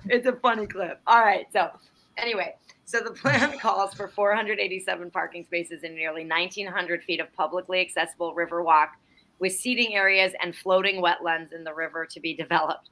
But some neighbors, civic nonprofits, and environmental justice activists have opposed the Bridgeport plan, arguing the facility would be a bad fit for the neighborhood and would bring large delivery trucks and the resulting pollution to the neighborhood, furthering the environmental degradation of the city's southwest side. In November, the project survived a tense hearing at the Chicago Plan Commission, winning approval in an 8-6 vote. And at the meeting, Chairwoman Teresa Cordova sparred with the Planning Commissioner, Maurice Cox, over how the city should regulate the placement of the logistics facility, noting most facilities are landing on the south and west side. So ahead of the Plan Commission vote, these groups submitted a letter of opposition arguing. This letter was pretty straightforward, basically saying like, hey, take these two actions to support environmental justice by addressing the increasingly inequitable distribution of logistics facilities with their health, environmental safety, and quality of life impacts. So they're saying rejecting the proposed rezoning of 2420 South Halsted Street, and then also adopt a Chicago Plan Commission moratorium on all rezoning for logistics facilities on the southwest sides and west sides until Chicago City Council passes ordinances that address the inequitable distribution of logistics facilities, which are rapidly appearing. So scroll down really quick, and I just want to highlight what they're talking about in this letter here. And what you'll see is a map of Chicago, and the greener the boxes, the better the air. The clearer the air, the redder the boxes, the shittier the air quality, right? Interesting, isn't it?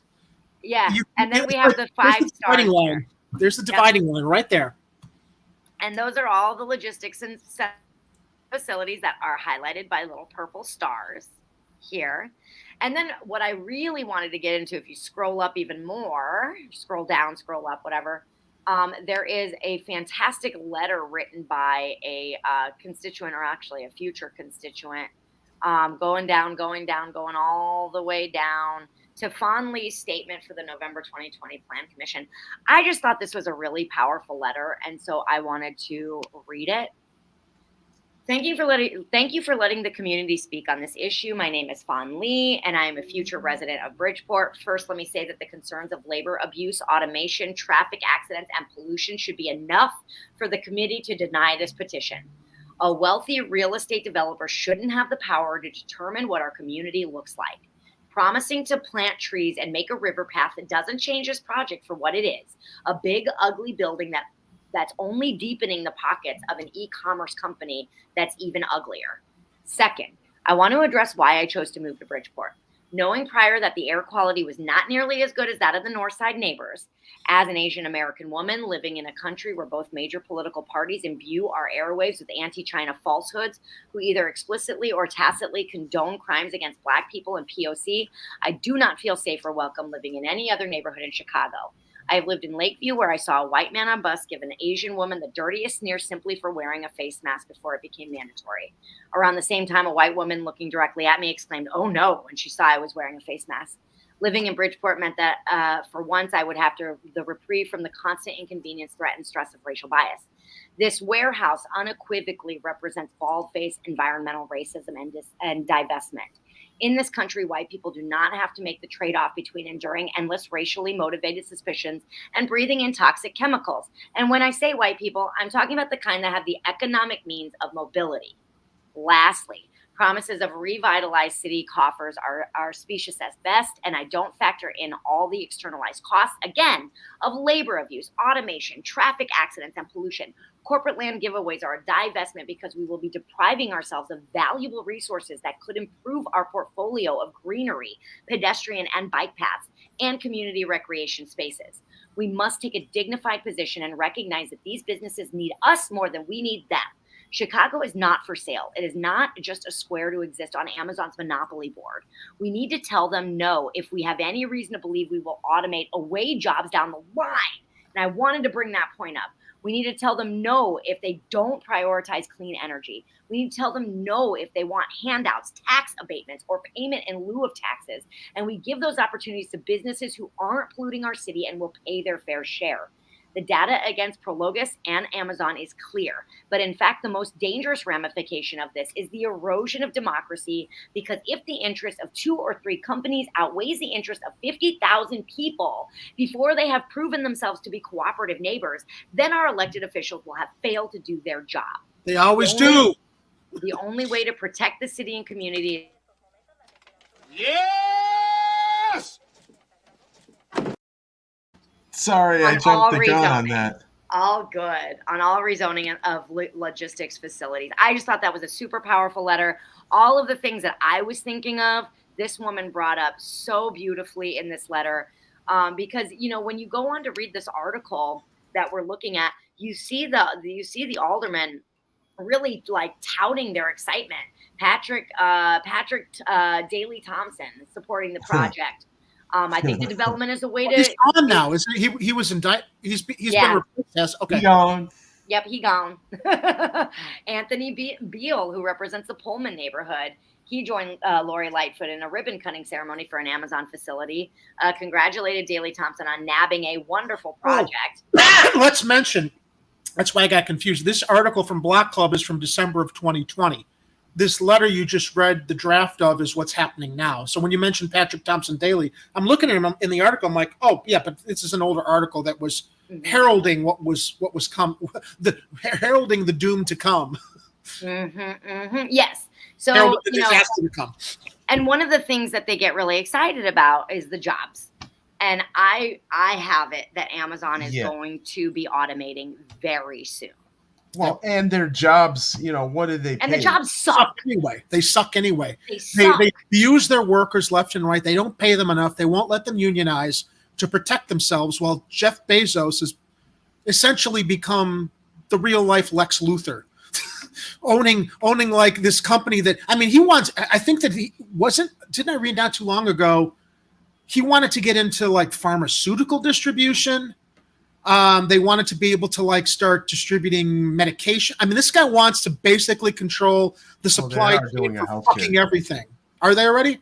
Yeah, I think so. I forget what to call it. One man and his company with their fingers in every fucking pie, shutting down all the smaller businesses so that he can be, he's amongst probably like the richest 10 men in the world, or maybe less.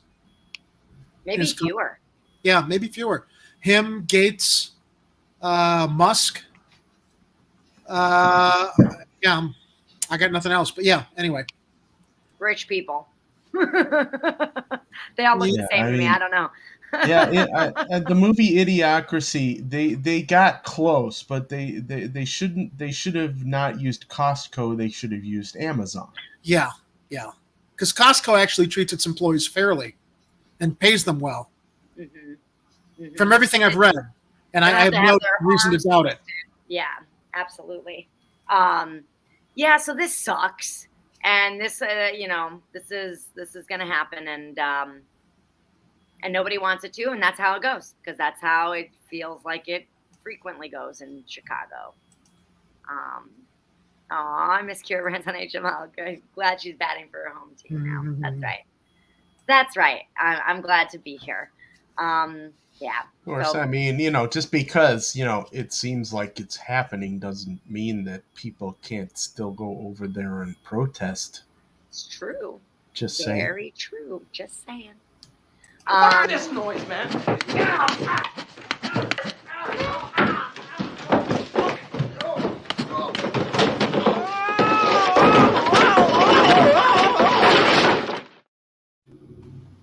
That's right. I'm Brownie Bruiser. On my honor, I will try to serve God and my country, to help people at all times, and to live by the Girl Scout law. Now I'm gonna kick this bitch's ass!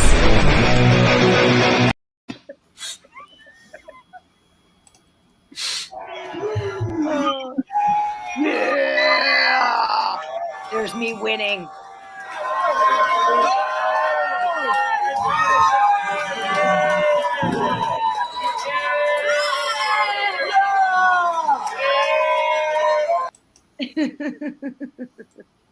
Yeah, this is where I heard that too.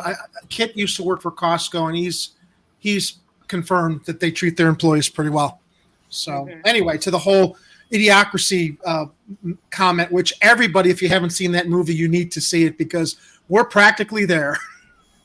Oh yeah, 100%. Coming soon to Chicago Corner on Rockfin. Ow My Balls Chicago edition. What's coming?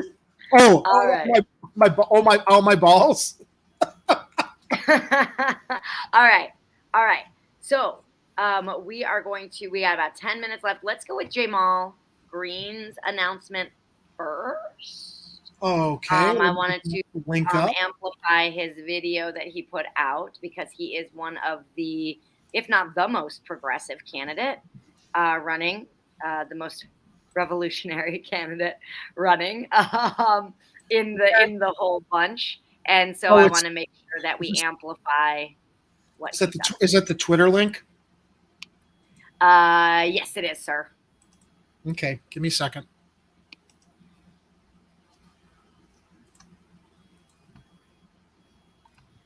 Loading. Yeah, extra bullet. We used to live stream them, and now that we're back, we should probably get back into doing the more sophisticated stuff that we were doing before. But we did used to live stream the events, so I will be talking to 99 Perspective about doing them in the future. All right. So here we go. Jamal Green running for mayor. This is a video he put out. Let's get some real progressives on the ballot. Let's hear what he has to say. Good morning, Chicago.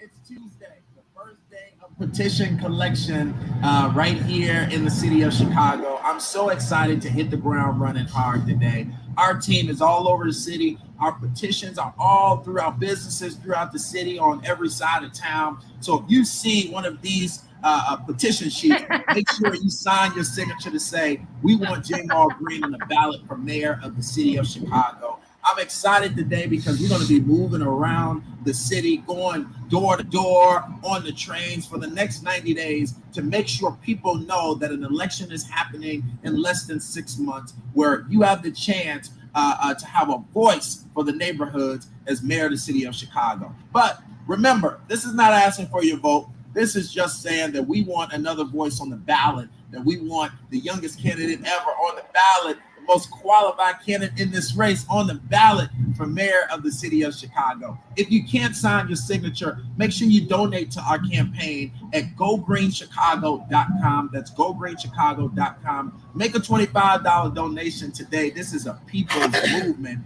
and we all need to come together to create a future we can all believe in. Hope to see you out on the trail. Make sure you sign your signature to get us on the ballot for May.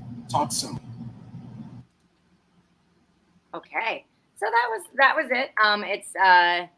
It's pretty easy to. Somebody's not happy. Pretty easy to get your signature on people's ballots. So keep your eyes peeled.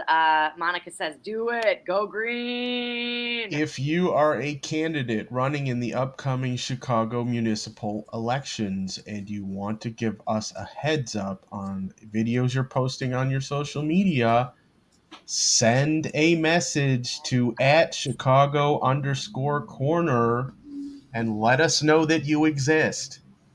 Yes, indeed, so that we can uplift you. And in fact, Ed, you posted Nick Ward petition signatures as well for 48th. That's Osterman's when I have the opportunity to go through my Twitter feed, if someone in Chicago is running for something and they're new, I'm gonna try and keep my radar on that. You know, like I said, if you're running for something, let us know you're running. If you know somebody who's running, who needs to have their message spread out, we should be giving equal time here on Chicago Corner. So, send us the link. There's little videos, social media promotions, people going out telling you that they're collecting signatures. That's information that you need to hear. So, and everybody else needs to know about. So let us know. Yeah, and Monica, we will continue to keep our eyes open for who's running in each of the wards. I haven't gone through and actually looked yet, if I'm being real honest, because there is a lot going on that front right now. Yeah, it's going to be a big undertaking to go through the wards and see who's running in which wards and who it is we think ought to win. So stay tuned with us. Keep with us on this adventure that is going to be the 2023 municipality elections in the city of Chicago. Awesome. And then the last thing I just want is just a quick update, which was the We Will Chicago, which Chicago we were going to bring in is actually a new verb. Which is a combination of what, like gun violence, streetcar racing.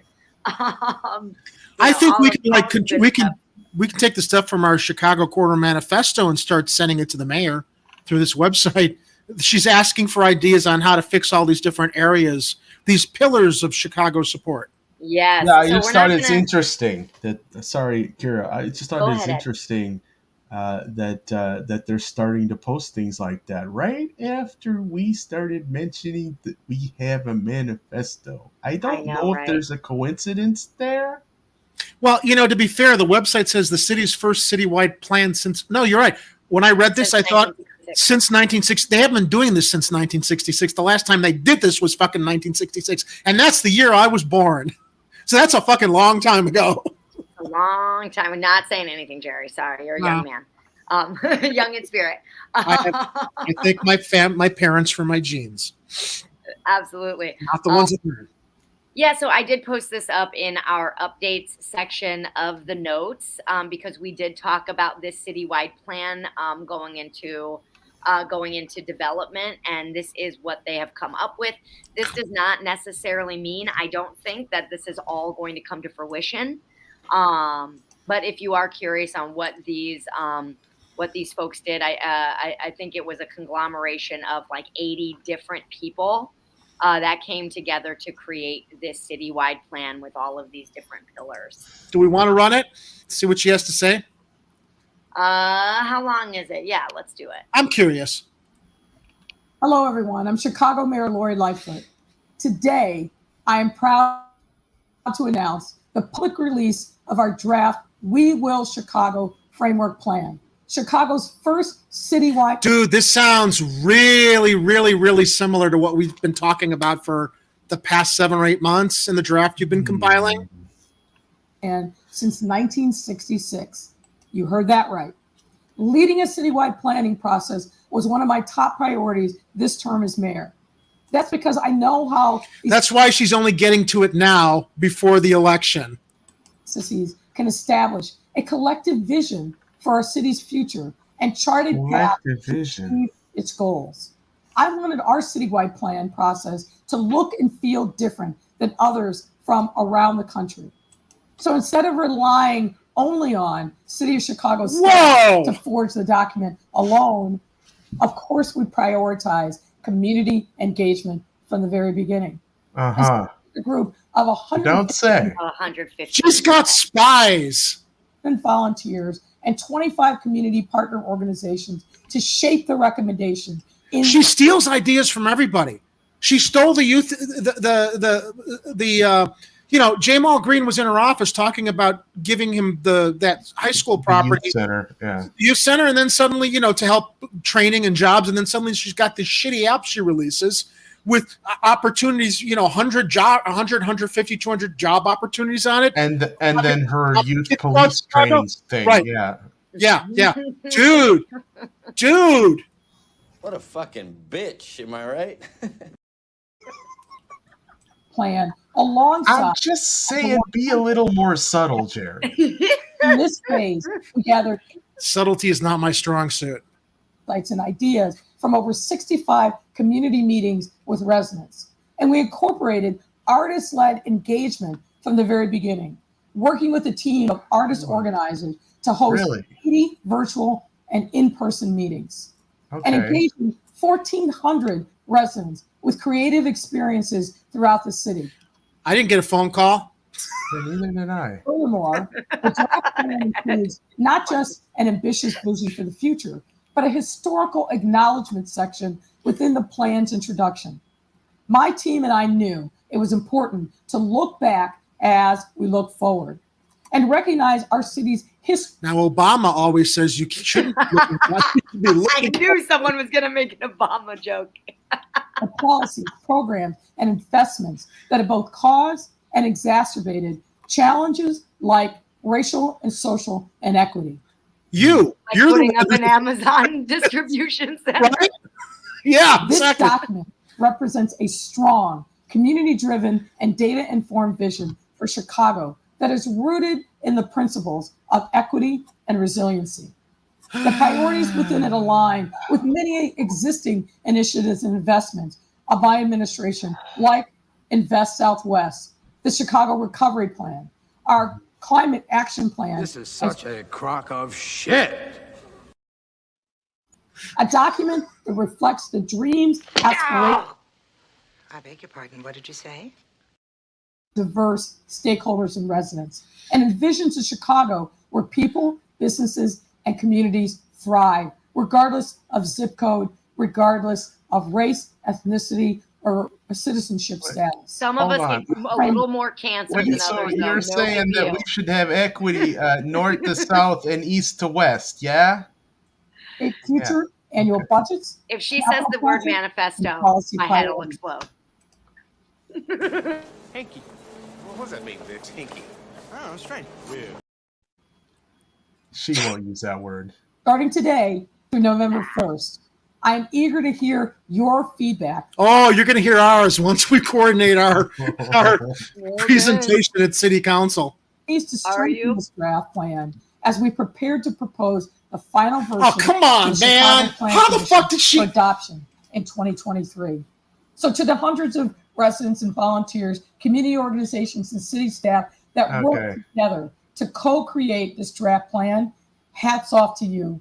Thank you for your passion and, importantly, your dedication and commitment to our city. You are welcome. You're welcome.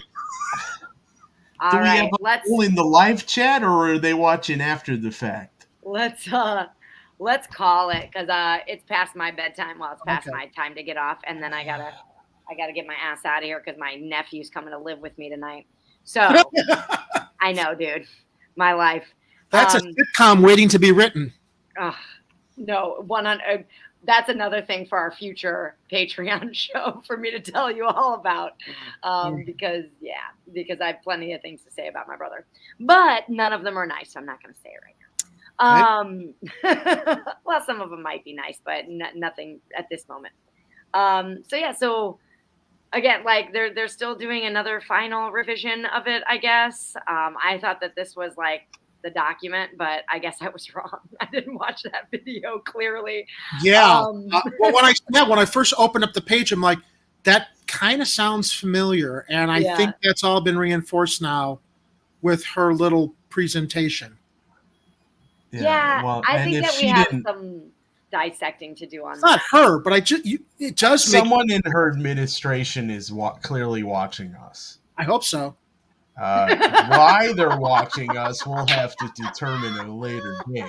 Because we want the message to get back to her. What a fucking bitch, am I right? I beg your pardon, what did you say? I beg your pardon. All right, guys, we're wrapping it up. It's Tuesday night. This isn't Friday night. Mom has to go to bed. So thank you guys. Thank you everybody in the live chat for joining us. And Angela, I'm super glad you could make it to the live show as well. So good to see you in the chat. And thanks to everybody in the chat. We had some folks pop up tonight that aren't usually here. Thank you to Jerry and Ed for joining me. I have so much fun with you guys. And I'm Kira Macoun signing off. Have a great night, Chicago. Peace. Get out. And don't come back until you've redeemed yourselves.